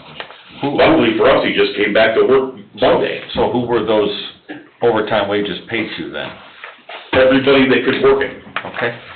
So, my point is, your people are getting that money. They are, but Like everybody else in the world, they have to work for the money. They do, but they're living at the fire station 48 hours at a time and getting 24 hours off. They don't wanna have to do that for a living. They want, you know, I'm trying to increase their salaries so they don't have to put in so much overtime just to be able to survive as well. And why I illustrated some of this before is because we've made a concerted effort, year after year after year, to increase salaries. Never denying that. And in the last couple of years, we've been focusing more on the leadership part of this, which And that's includes what I- you and Chief Fisher, that's but what I'm also doing, to take small steps, okay, in the direction of separating this thing, because while, yes, we'll be operating 2 stations, that's not for another 2 years. Right, so we're gonna take further steps in these next couple budget cycles to get to that point. And I think this is a small step as well to get my battalion chiefs where they need to be in a small bite. Yeah, I mean, I'm the person about 3 years ago when Chief Fisher came to the board with a similar type of a situation, but I think he And I asked the had same a question little bit to more, him. and you disagreed then too, but I don't take it personally. I guess I It was a personally. mistake on my part. Yeah, but mine wasn't a budget, I forego a new You got rid of a office. person altogether. I forego a new office. Yeah, there was a sacrifice made to get there. Yeah. But I'm doing And the same I thing. didn't agree with the process back then because of this exact moment. This is why I said no Yeah, then. you voted no. Yeah. I remember. But, Council, Mr. Chairman, I would like to take Chief Wilkening up on his idea of, with his retirement, taking that 13K plus and divvying it up. I don't know what that would call for. Is that something, Chris, that we can do? You can amend the ordinance second reading of the salary 1436 ordinance. At that point in time, without necessarily doing And that would be at the next council meeting. Okay, so would the motion to try to amend the agenda need to happen prior to that, or could? No, you can put together a proposal for a salary ordinance amendment, make it a part of the presentation of the second reading, Gotcha, and it can be voted up or down. gotcha. Very good. That's how it works. So Chris, is that something you and Jennifer can put together with that? Make sure that that dollar amount is accurate, that we're discussing, and I'd like to just see it happen. I happen to be the person that, made that move on the police department. Yeah, right, and I remember too, you shooting that one down, but it is what it is. Yeah, if anything, I'm consistent. You are. I'm asking the council if they'd consider it. And Is there anybody that would not, I mean, I like the idea of our budget process has become a lot more comprehensive, where we have a tremendous team. We have Jen, who has really grown in her capacity and capability, and Chris here on staff, and our financial advisor has been a fabulous member of the team. The council committee is actually more disconnected from the process than what it has been, which is fine, because it's more of kind of a 10,000-foot view of what we're taking. But the details are constantly being worked on for about a 6-month period of time, and to me, that's when this stuff should, because it seems like every year we get something on the salary ordinance day where it's like, oh my God, we're gonna panic. And Well, usually it's the we gotta second week of January. we talked about the budget, the salary ordinance was discussed very little, but the salary ordinance was handled by the town manager, the clerk treasurer, and the actual. But the consultant. structure of salaries was discussed throughout the process. The ideas of growth of certain things was discussed throughout the process. No numbers were given, It doesn't matter, there were percentages discussed throughout the process. not with me, with you guys, with your advisory commission. If you not had with this us. idea somewhere in the process, why didn't you mention it? I did, I sent an email with my whole layout of the salaries. That went to every single one of you, the clerk treasurer and the town manager. I remember. And the police chief did the same. Right, so, Yeah, I thought there was gonna be a little bigger bump than 0.5%. between those gentlemen. Well, if you remember, within our budget, it only contemplated 3% across the board increases, and we went to 5%. And that was just a working document, Randy, I wasn't asking for. We took a big step again this year. We all knew that those numbers would get chopped, but to say that it didn't come out, that's not true. It went out early in the process.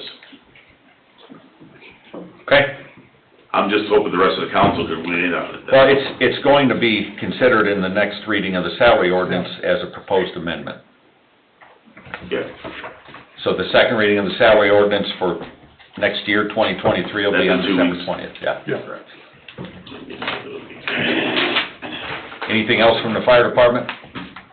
That's enough. Thank you. Veritas report. Sorry, that was left on here, that'll be in the next Thank you. meeting with, CBEL. Any other written communication? Public comment? I know that somebody's got something to say.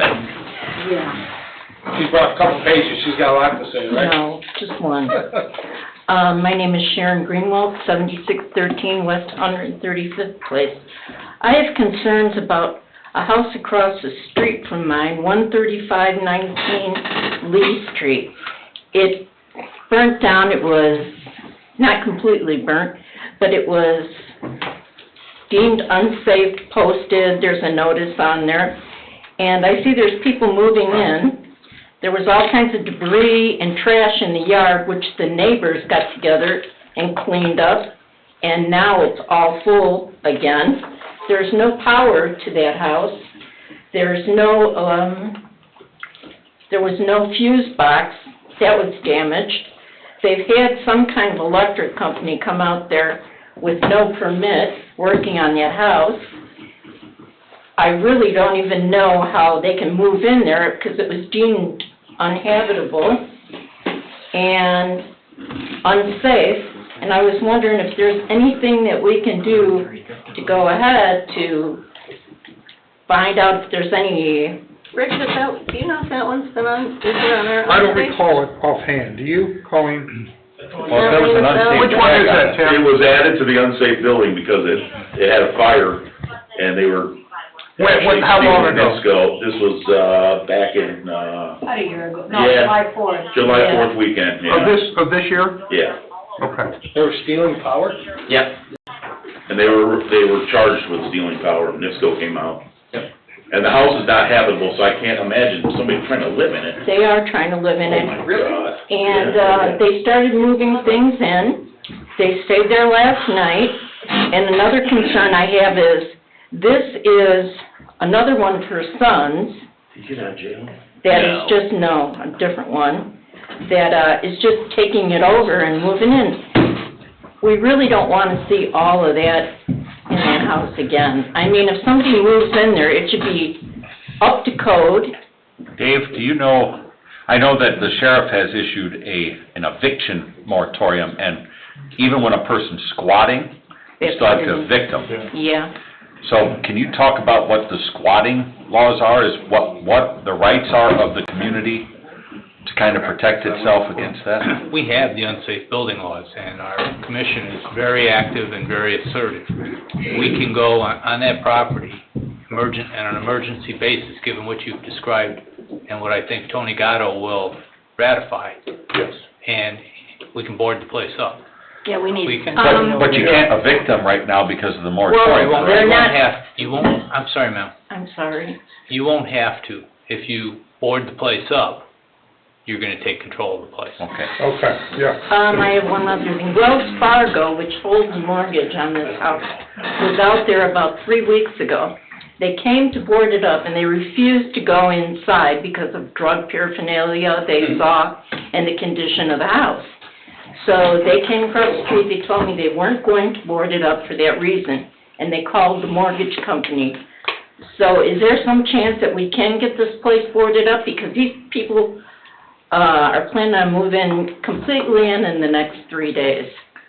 Chris, can you work with our building department on that to Get that get an happening inspection done and, Documented. document the And it conditions? sounds like you have Wells Get Fargo. this going. It has no running water, has no power. That's You can't live in it. No. It's Guy basically was squatting. trying to come in to get a permit to turn the power on? Yeah. There's no meter. NIPSCO won't let them have the meter back. They pulled the took meter. it from the pole way up on top. Yeah, they took the meter, they took the gas meter, they took the electric meter, and they disconnected that pole. The only way you can work in that house is by generator. That was after the fire, they took everything out. And he had an electric guy come in. Yes, the Well, other day, he had an electric company. If they were reattaching it, then they did it illegally, and that would be another call to NIPSCO that That's we need what to I'm make. saying, there was no permit, no anything. I don't even know how they're That's allowed shady. to be in there. And the debris is up This to is your in waist Cedar Point again. Park? Yes. Top of the hill. The Dalton house, Dalton that we've house, come yeah. here repeatedly complaining Sure, about okay. with Sean. And now Yeah, okay, he's Yvonne, in can you wait? jail. Yvonne, I won't believe it till I see it. He's in jail. You gotta think, you gotta He's not going back. He's not going back. He is in jail. Yvonne, Won't believe. can we do one at a time, please? It's Maybe gonna the be- ghost of him. But anyway, But the neighbors got together and cleaned up the whole yard when Sean went to jail. It's up to your waist again already. It sounds like we've gotta get some people out there ASAP. Yeah. They were just Well, throwing it they out of the put all house. this stuff down there, and, we talked to someone, and as a matter of fact, it was a police officer, and he said that they had to wait to get an eviction notice. I don't understand why you have to have an eviction notice when it's unsafe and uninhabitable, and it's posted right there, it's a big pink cardboard thing posted. I think it depends how long they've been there, too. In part, our judiciary has a holiday season also, so we're in moratorium time for ejectments. Yep. All we can do is get the judgment, get the order, but it'll pend a date certain occurring in mid-January. Okay, I just have one other question. What happens then if they move in illegally before this gets, What's illegal, ma'am? well, he doesn't own the house. His mother passed away. He's just moving in it because he got evicted As 2 the town, weeks ago. as the town council knows, we just evicted or ejected another squatter on another piece of town-owned property. It was not easy. The Yeah, exactly. process is stringent. So I guess if you ask the public works to go, I would say make sure you take police officers with you. We always Get do with it. the, oh, okay. Yeah, if you can be the building department. We go with, we've probably Tony several times. Okay. So it can be deemed uninhabitable then, again. I think it's deemed I think it already is. I know, but it's not Yeah. stopping them, so. But it's about building the case now, so. I just wanna add Your name and that, address, please, Yvonne. oh, sorry, yeah. You know the Yvonne routine. Cave, 13518 Dewey Street. Thank you. Yeah, hello, happy holidays, Merry Christmas. I know, I sound so excited. We have been dealing with problems from this home for over 10 years. Between Sean Dalton and his issues, his son Anthony, who ended up dead, and I should say, oh, that's horrible. The only thing I can say in his defense is he never stood a chance. One of those kids that just never had a chance at a decent life. But now we have the issue with, so this brother, whose name is Howard Adkins, he's another one of the mom's sons, and they're not actually in there 100% yet, but they're trying to get everything else in there to finish it. So you gotta get there fast, guys, because if you don't, We'll be there in the morning. if you can't keep them from actually, we're here now, whatever, he lied when the police officer came and said that he had gotten, he's got something filed with county, Unsupervised. where he's trying to be the unsupervised, whatever you call it, executor of the estate and all that stuff. I'm sorry, legalese, and it's late at night, and I'm sundowning. I just can't take life anymore. This has been an ongoing daily battle. Well, we hope you take life longer, because you do a great job at Wahlberg Photography.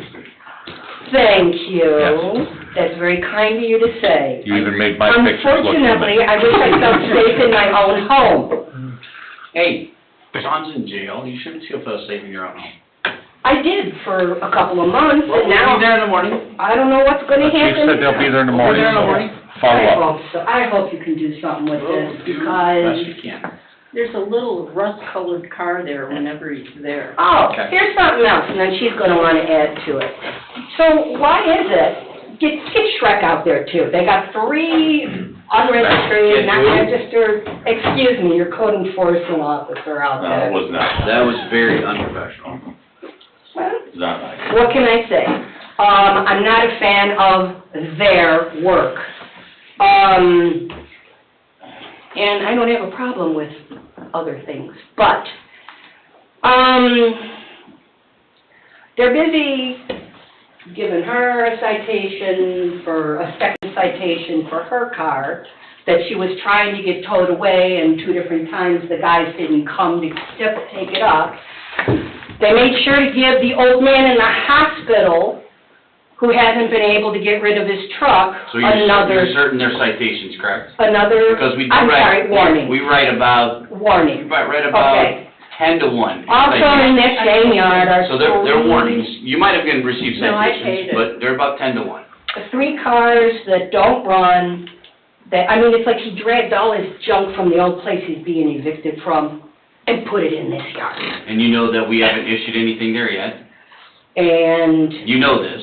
Yes. because How do he's you know only been there a couple of Because he days. just moved it about 2 days ago. Okay, so then give us an opportunity Yeah. to get over there, So- and our code enforcement officer will go over there and correct that problem as well.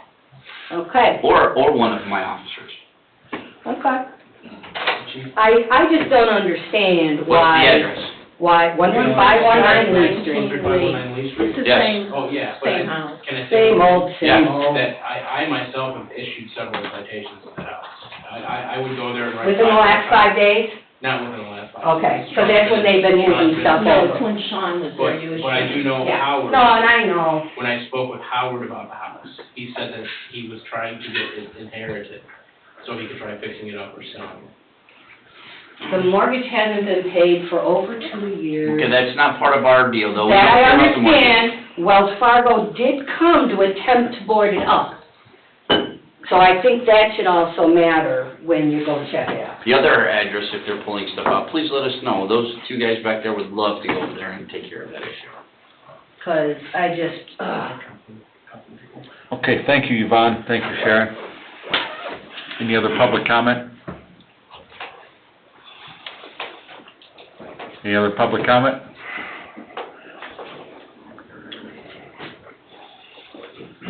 Name and address for the record, please. Good evening. Terry Broadhurst, 14513 Morse Avenue, or is it street? I'm sorry. I'm a little nervous, you have to excuse me. As you know, I've been here, it's going on 6 months, listening, trying to figure out, did I make a bad decision on my investment? And at first I said, you know what, I went in, I came in, had meetings with staff, some productive, some not so productive. No matter what is right or wrong, it doesn't seem that nobody follows, it doesn't seem that the rules are, it's like you rewrote that book. You guys talk about how you rewrote the rule book and all these new ordinances and zoning. I keep seeing poor people come up here and fight in the same fight. Well, I'm virtually in the same battle right now. I invested all my life savings in a piece of property that I'm being locked out from. My street's been blocked off twice. Been a very bad situation. And then when I watched it come up before you as an unsafe structure, I was astonished to hear how the town wanted to help knock this building down, the house that's across the street from a pole barn. That the gentleman who owns it, and I'm not going to go through names and try to embarrass anybody, because quite frankly, that's not my issue. My issue is, are we going to follow the rules or not? Because my road was blocked off, my access was blocked off. It took almost 2 months to get to that pile of rubble eliminated. I was accosted on Father's Day on my property, threatened that a motorcycle shop was going to open up next door in an R2 residential zoned area. And I think it's very important that we go back to the rules, right? Because I bought my property and did the research on the R2, came in and met with staff, talked with staff before Chris was here. In fact, I met with the young lady that was here first, and she gave me all the information about the rules that were gonna come change. And I said, well, I told my wife, I said, well, let's go in and meet the new staff, because before I close on my property, I'd like to know are they gonna follow the rules, because let's face it, 15 years ago, the rules weren't there at all, were they? I mean, we wouldn't be, as I drive some of these side streets, you talk about driving on the moon, you're right. And I look at some of the structures, and I look at some of the buildings, and I look at what was allowed to happen over all that time, right? Well, 15 years ago, I wouldn't have spent all my life savings and tried to make my retirement and my future here. But after meeting with Chris, and seeing there was new blood, and there's new energy, and I start doing all my research, all of it, because I spent every last dollar I had, so I didn't want to make a mistake. I was told all the right things. This wasn't going to be allowed. The road was going to be cleared up. The first regrading of the road still hasn't been cleared up. We're still probably 3 feet high, created a drop off that's probably within 6 or 7 feet, probably 8 feet high. Well, when I visualized my property, I drove my truck in the winter down that road, down to the bottom, made my turn, never spun my wheels on the way back up. That's the grade it was. I haven't said anything because I was really hoping that this was all going to work itself out, but I sit here and I listen. Not tonight, but over in, what was the last safety meeting, right, Bill, when we had the 12 people in here talking about another family that just has no regard for rules. You talk about this garbage coming from one place and being relocated to another place. Well, the person who bought this property that I'm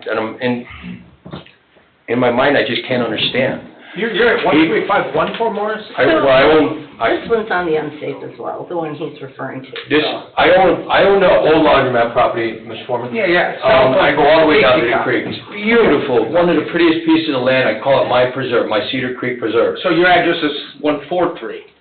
14513. Okay, So I'm south of 145th. I wrote it down wrong. Now, if you want to see the property, in fact, I'm going to beg each and every one of you members to drive there in the morning, first thing. Drive down to 146th Street, directly across from the golf course, turn between the two gray stone houses and drive to the end, and see the junkyard that's been created that I'm going to have to drive through. I wanted to spend $300,000 on a house to build for myself and put a business up in the front and create a little retirement.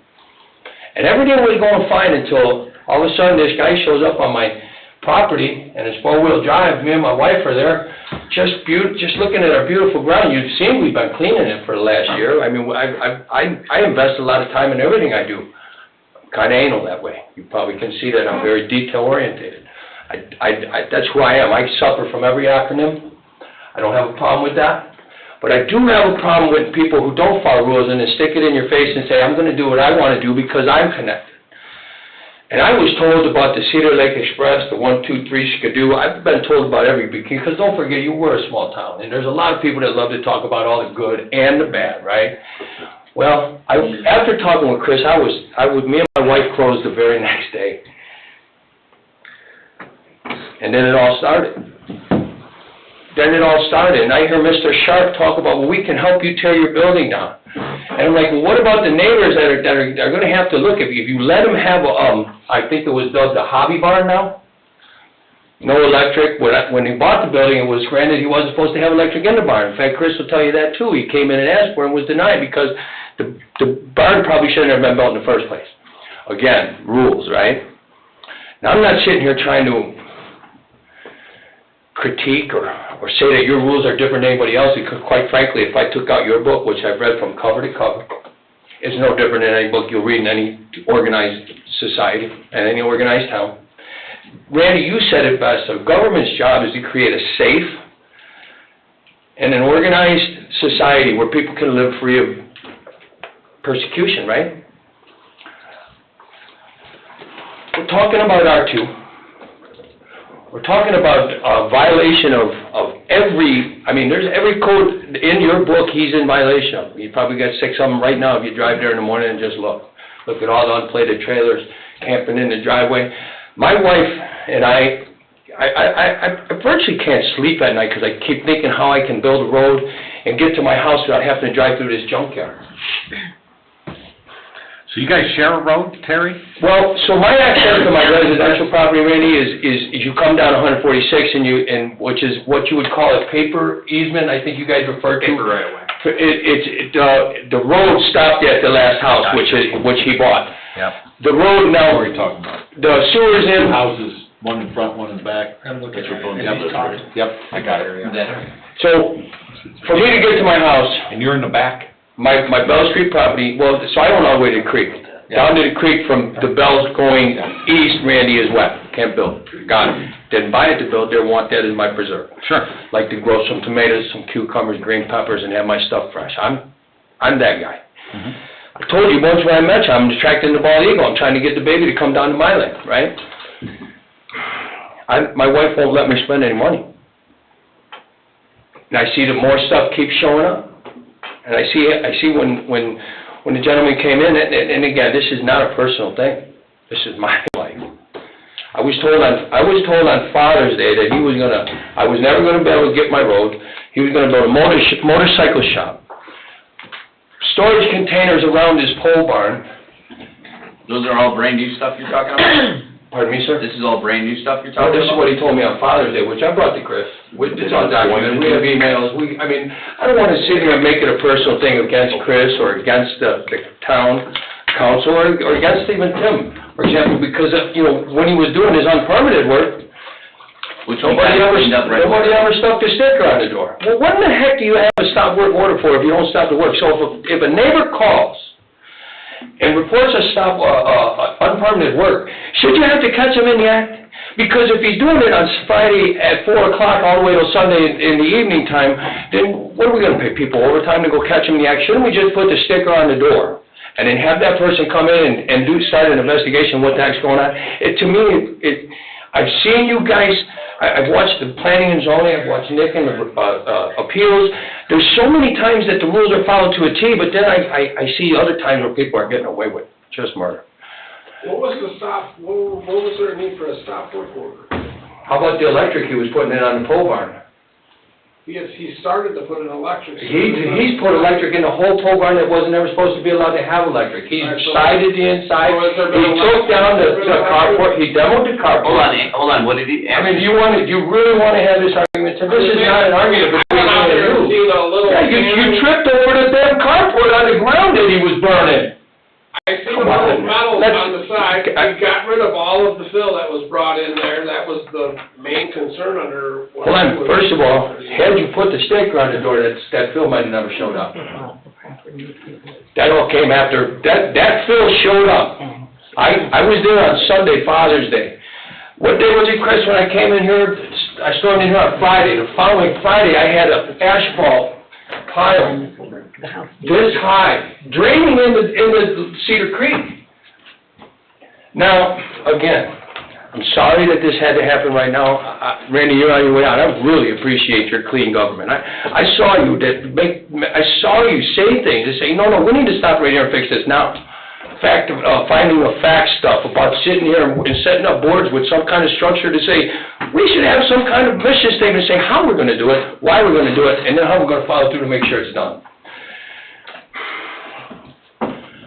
I'm broke. Accountability is important. Accountability is important, Randy, thank you very much. And I've been asking for it.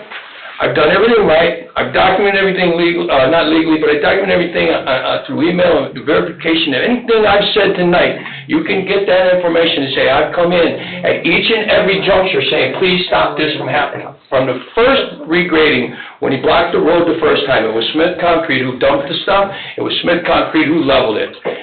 The fellow that we're talking about,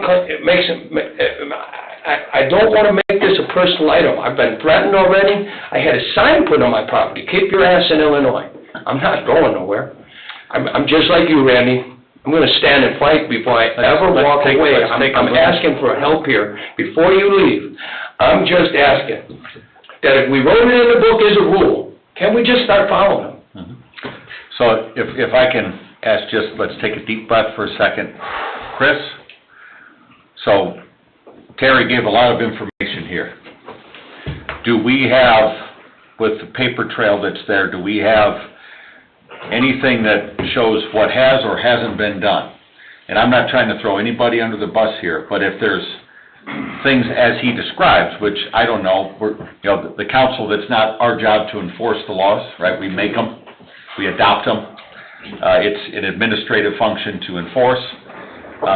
Can you answer some of these questions? I can verify about the fill, Okay. and I can't verify about any of the conversations you've had. Well, with the obviously, you property weren't owner. there, yes.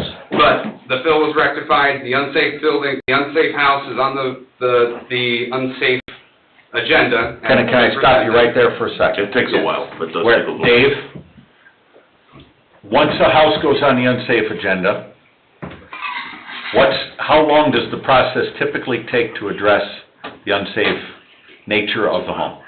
If it's on a rocket docket, or it's going relatively quickly by statute and by our ordinance, 60 to 90 days. We gave him 90 days, Randy. I would say And that's from the start to the tear down order? It depends, everyone depends on what comes in, what information's provided. What's the statute say that you have to give them legally by law? 90 days. We gave him 90 days. Okay. Chris, continue with trying to answer some of Terry's questions. And then going to the pole barn did receive a variance. I don't know what time to be allowed, but did not include electric, so yes, he was never given a permit for electric. So how do we rectify that? And he's trying to get electric, he wants it. He's trying to go through the BZA process now. He's trying to do it correctly, to get the electric for the garage, for the barn. Okay, what's next here on the list of questions? That I kind of want to take this one at a time, Terry, to try and get Can I some please just answers. interject something here, Randy? Sure.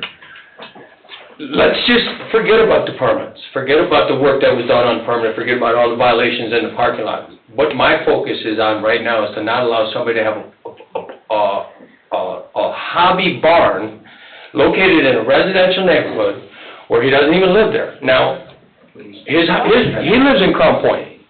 He lives in a very nice Victorian, right by the police station. In fact, he told me and my wife he was no longer allowed to keep stuff in his driveway. So he's moving it here, just like what these folks are dealing with. So my question here really isn't what had already happened, because it's already done. My question is here, are you gonna allow somebody to have a pole barn as a hobby pole barn in the middle of a residential neighborhood zoned R2? So I know that you pay attention to meetings Every a day. lot, right? Yes. I pay attention to like the BZA meetings, and I've listened to in several meetings them actually turn down requests. But I've also seen them approve it for a couple people too, Randy. That's what scares me. It's kind of like It's all who's very- talking on the board. Now, it's very rare, and I know that there's certain circumstances cited when it is allowed, but most of the time it's not. Is this, Chris? building's already existing. It already existed, that's and why it he granted got the the variance. property. When was it granted a variance? How long I ago? can't answer that The question. variance was granted to build a dry pole barn, dry storage only. It was not granted, it doesn't have plumbing, doesn't have electric. Now, and then going back to this hobby barn, and if we take down the house, Todd, right? If that house gets taken down, where are they gonna go to the bathroom? Secondly, I've already seen where they go to the bathroom. I'm watching where they're pumping the stuff out of the camp down the hill, down through my land to the creek.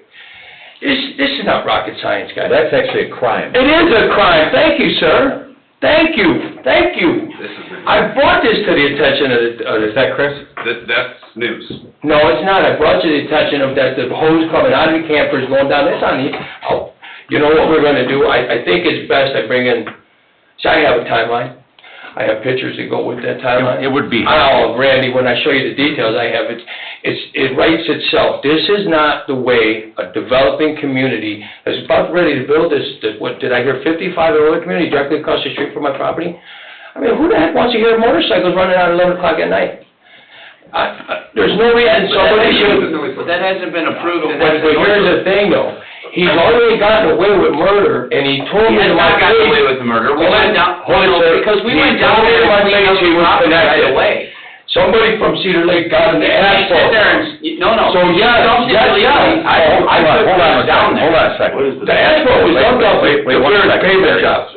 So there's lots of people that make these accusations about... No, I'm not making accusations, No, sir. just wait a second. Whoever this neighbor of yours is saying they're connected with Well, somebody. It appears that he directly is. But I can tell you that the people that are in our organization, if they behave that manner, they will be instantly fired. Thank you. Okay? Thank you. If I find out that somebody is using some sort of connections for it, we will recommend their firing and immediate removal. So that's not tolerated here. That's So what whatever we you're all say saying, you're about to leave, Randy. Well, And I believe you. well, but I believe you wholeheartedly. whatever this guy is saying, I'm saying that most likely it's nonsense, it's chatter, because I hear from people a lot, you know, like we sit up here in this government board that, you know, somebody's in our pockets.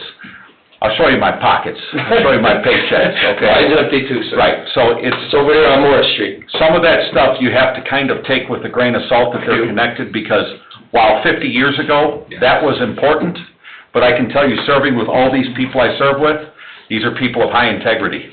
And the people sitting over there are people of high integrity as Sir, well. I did take it with a grain of salt. That's why when he stood on my property and told me that I was never gonna be able to be granted a road to build my house, because they don't build roads on top of sewers, and he was told that by somebody in the department, the sewer department. This is what, now again, this is speculation, But that's this is hearsay. Yeah. This is me telling you what he told me. Right. And I get that. But you have to also take in what he was able to pull off.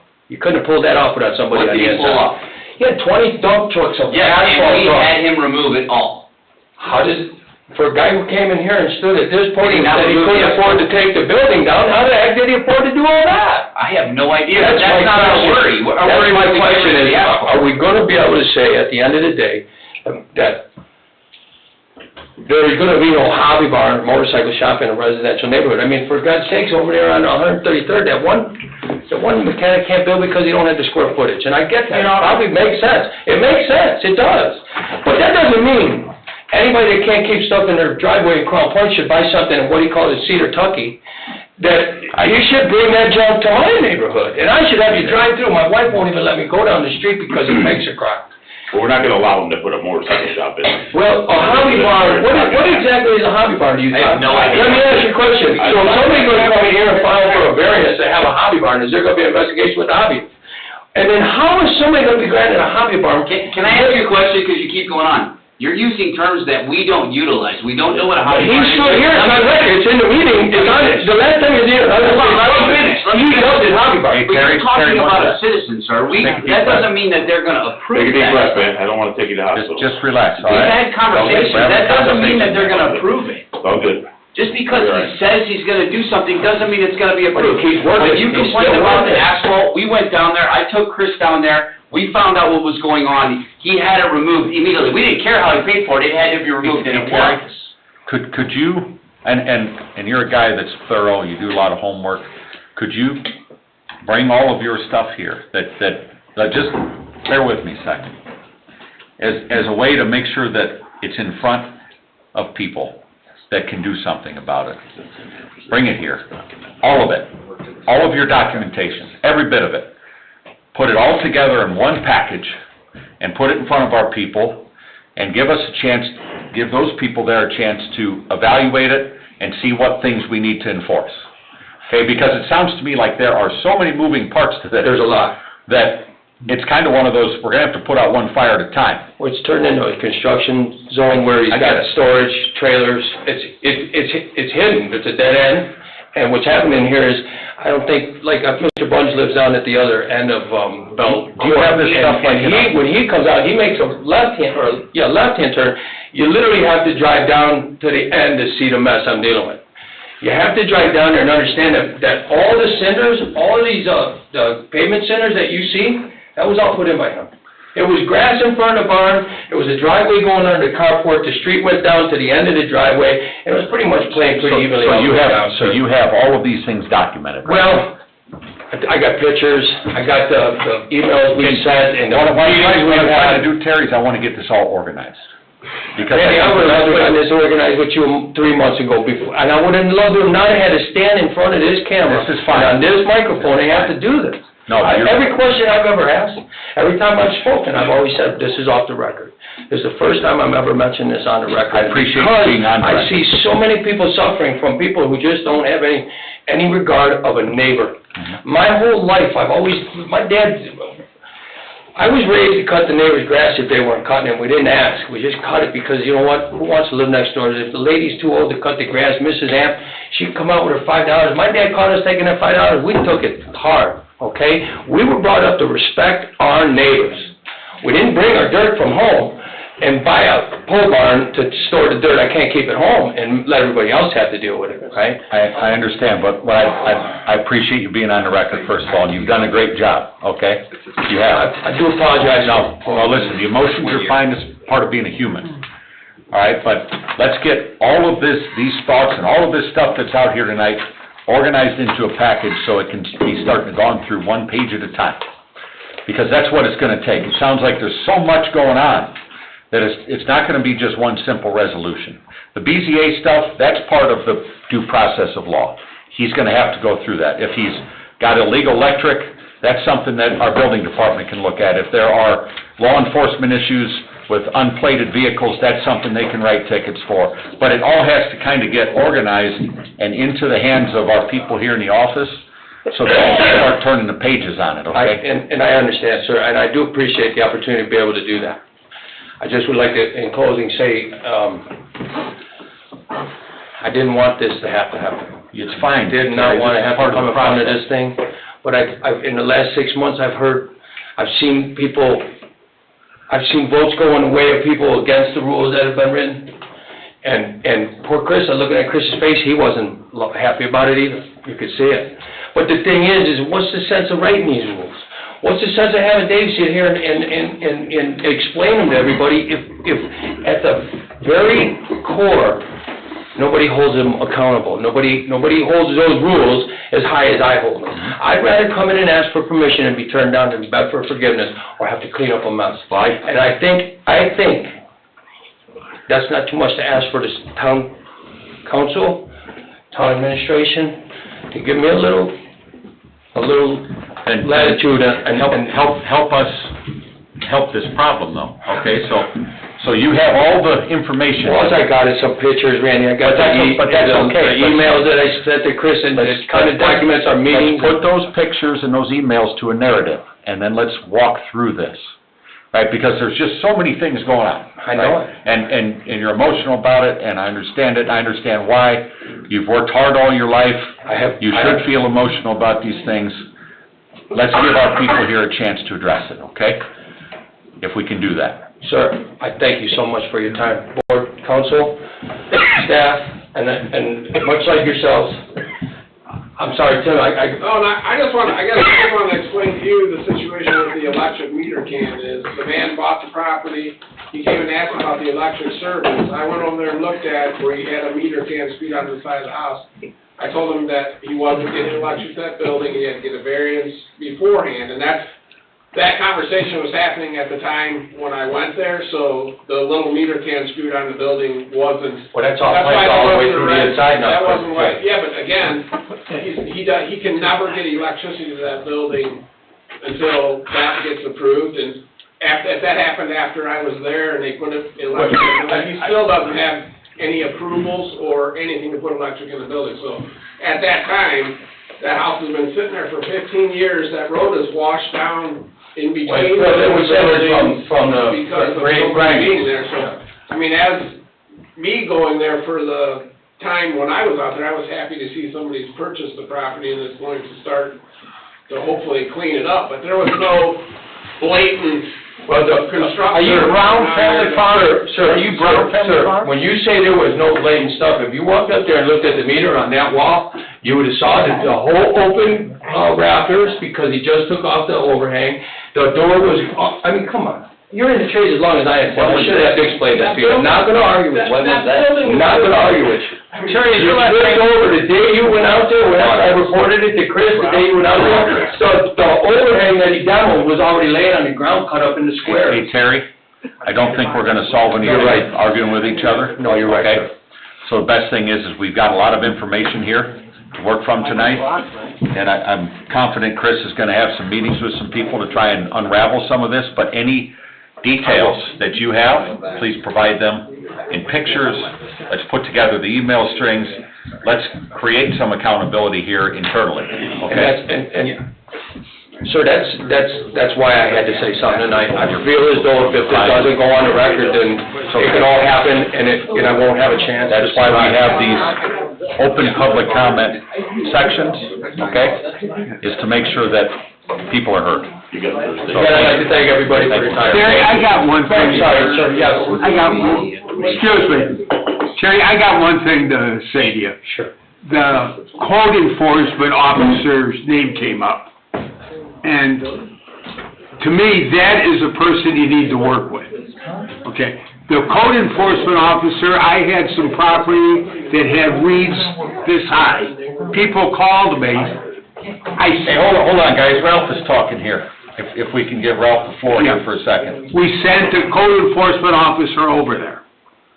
Within a couple hours, she came back and she said, hey, Ralph, there's a problem with that.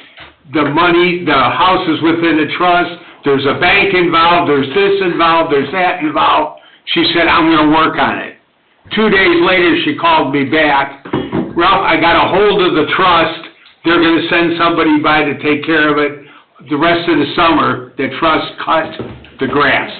We need to work, I heard the chief of police say, hey, we'll be there in the morning. Yeah. That's over there, sir. That was at the other property. Okay. Oh, But sir, you do make a good point. Yeah, You do make a good what I'm point. saying is, The chain of command is if he important. said he was gonna be there in the morning, I'll make a side bet, they'll be there in the morning. And I agree, because in fact, But this is. on our staff's behalf, that the one or two things that I did bring to Chris's attention, it was addressed. It wasn't brushed under the rug, it wasn't pushed away, it was addressed.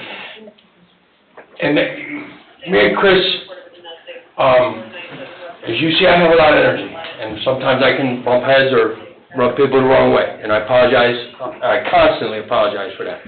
But that doesn't stop me from being me, and it doesn't stop right from being right, and it does make it important that accountability is the rule of the day, and you're right, sir, chain of command, calling the code enforcement. But now remember, if you're constantly calling the same person, I've already had threatening signs and stuff put on my property. There was a time when Chris actually said, when I was standing back there, I said, well, can I move the asphalt myself? He said, no, I don't want nobody to get shot. Well, that's kind of great, that you use the word shot.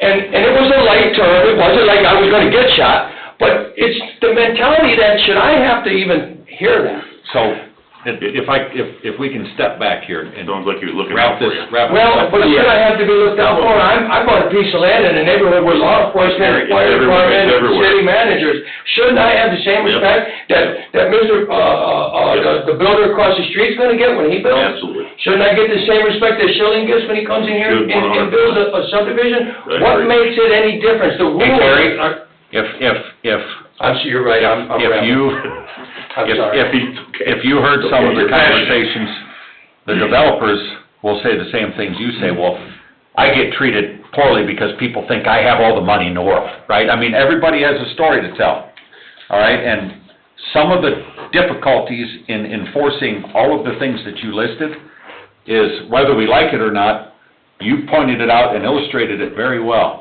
There's a lack of respect in the human race right now. I don't disagree. A lack of respect for law, too, right? Because no matter how much our police write tickets, that stuff goes to the prosecutor's office to die, all right? And it sits there for 3 or 4 years. They don't try cases.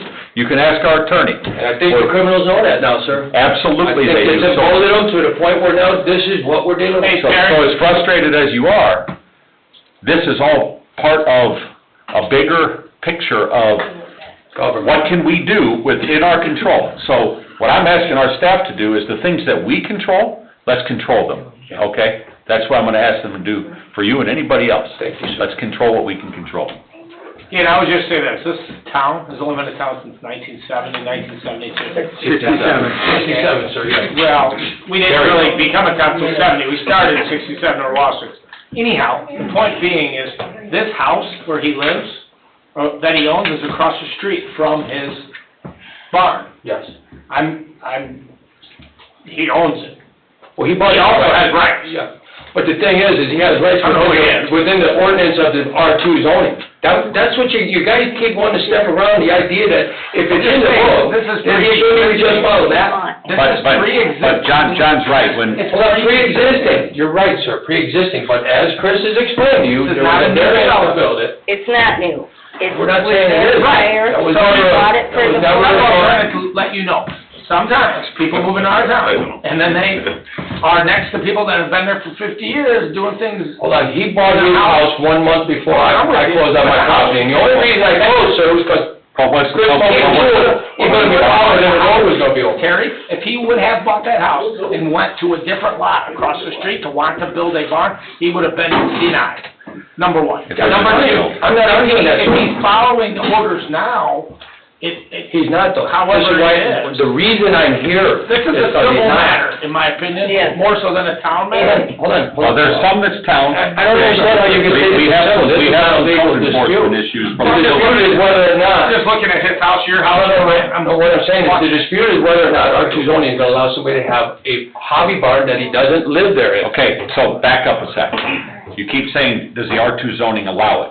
No, it won't allow a new construction, but if it's already there, it I'm can be not saying there. the barn, I'm talking about the occupation of the barn. See, without What having a does home. occupation Hold on, of the barn mean? Without having a home across the street. What does it mean? Means he doesn't have electric and he doesn't have sewer and water. So how can you have somebody spend 8 hours a day in a barn without sewer and water? How can you have a motorcycle shop or mechanic shop in the state of Indiana without oil field? Doesn't he own the house across the street? Thank you, so we do have rules. It's against fire code, it's against town fire code, it's against state fire code, you cannot do Is it. he running a? Have you been inside the building yet? Has anybody been inside the building yet? I think the contents go of the on private building. property. He owned the house across the street. He owns a house across the street and the pole barn. He But the owns house a across the street's been condemned already. Okay. It's an unsafe structure. The house is No, I talked about this already, John. I see. Okay, So, what I'm trying to get to is that if he does take down the house, John, right, well, then he has no bathroom. Correct. Which means the dry variance that he had, the dry storage variance that he had on the pole barn, should never be able to be used as a hobby barn or a hangout, or for any other reason, and park a boat in there for the winter and move on. He can get a porta pot put right there if he wants. So you wanna live next door to a porta potty? I'm just telling you that property That's- was but there first. think about what you He bought just said, ma'am. that property for Think a about what barn. you just said. Do you wanna live next door to a porta If potty? somebody had a porta potty by their barn, it would not. I think I've heard enough then. So if we're gonna put porta potties in backyards, no, is that what your R2 zoning is applied? In fact, in R2 zoning, ma'am, in R2 zoning, there's no such thing as having a porta potty without a permit. I don't have a permit to put a Hey, porta hey, potty on Terry. my property for a weekend. We're not gonna solve this arguing, okay? So I we've didn't got a think I lot was of arguing, sir. I information. thought I was just stating facts. Well, there's just a lot of back and forth going on I here. that's understand they not have to solving protect anything. themselves. I No, understand it's that. just no, it's not protecting anybody, it's just, there's a lot of emotion here, so let's end the discussion. We got a lot of information in the hands of people, okay? And give our people a chance to work at it. But not every single problem can be solved And of respect or lack of respect or things like that, so. It's about the future of the property. I get it, but not everything has a government resolution. Yeah, I agree. I think zoning and ordinances comes Zoning down to you guys, does. though, right? Zoning and ordinances do. Comes down to you guys, right? But some of the things you described have a different element to them. Well, I'm That's just not talking about zoning. zoning tonight, sir. But that wasn't all that was all. I don't know what, So, Harry, I think we need to. I agree. We need to end the discussion and move on, okay? And. Well, I don't know if we can move on, sir. Our people have the information. But we can't can move solve on it. until another date. The longer we talk tonight is not gonna change any of it. We have to give people a chance to act and research and document things on their own. I do appreciate it, sir. Sorry for any. Thanks, Terry. Discussion, I apologize. Thank you, appreciate it. I have another question, comment. So we went months with all the long grass and weeds in the Dalton yard over the summer, and requests for anything to be done about it fell upon deaf ears. So from now on, we should call our councilmen, so our No, councilmen you can should call ask the the code police, enforcement continually officer. call the police.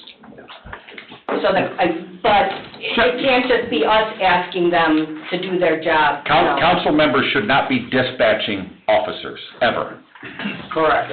That's how bad government happens. President, on the record, I'll say this, never do they have authority to interfere or intervene or do their job. Oh, no, and Never. I understand that, I was just pointing out the fact that Ralph's the one that brought it up with the with the code enforcement officer, and it was taken care of in days. That, Imagine that. that shouldn't happen that way. The code enforcement officer should be dispatched through the chain of command. The residents don't get that kind of response, and that's... That is not true.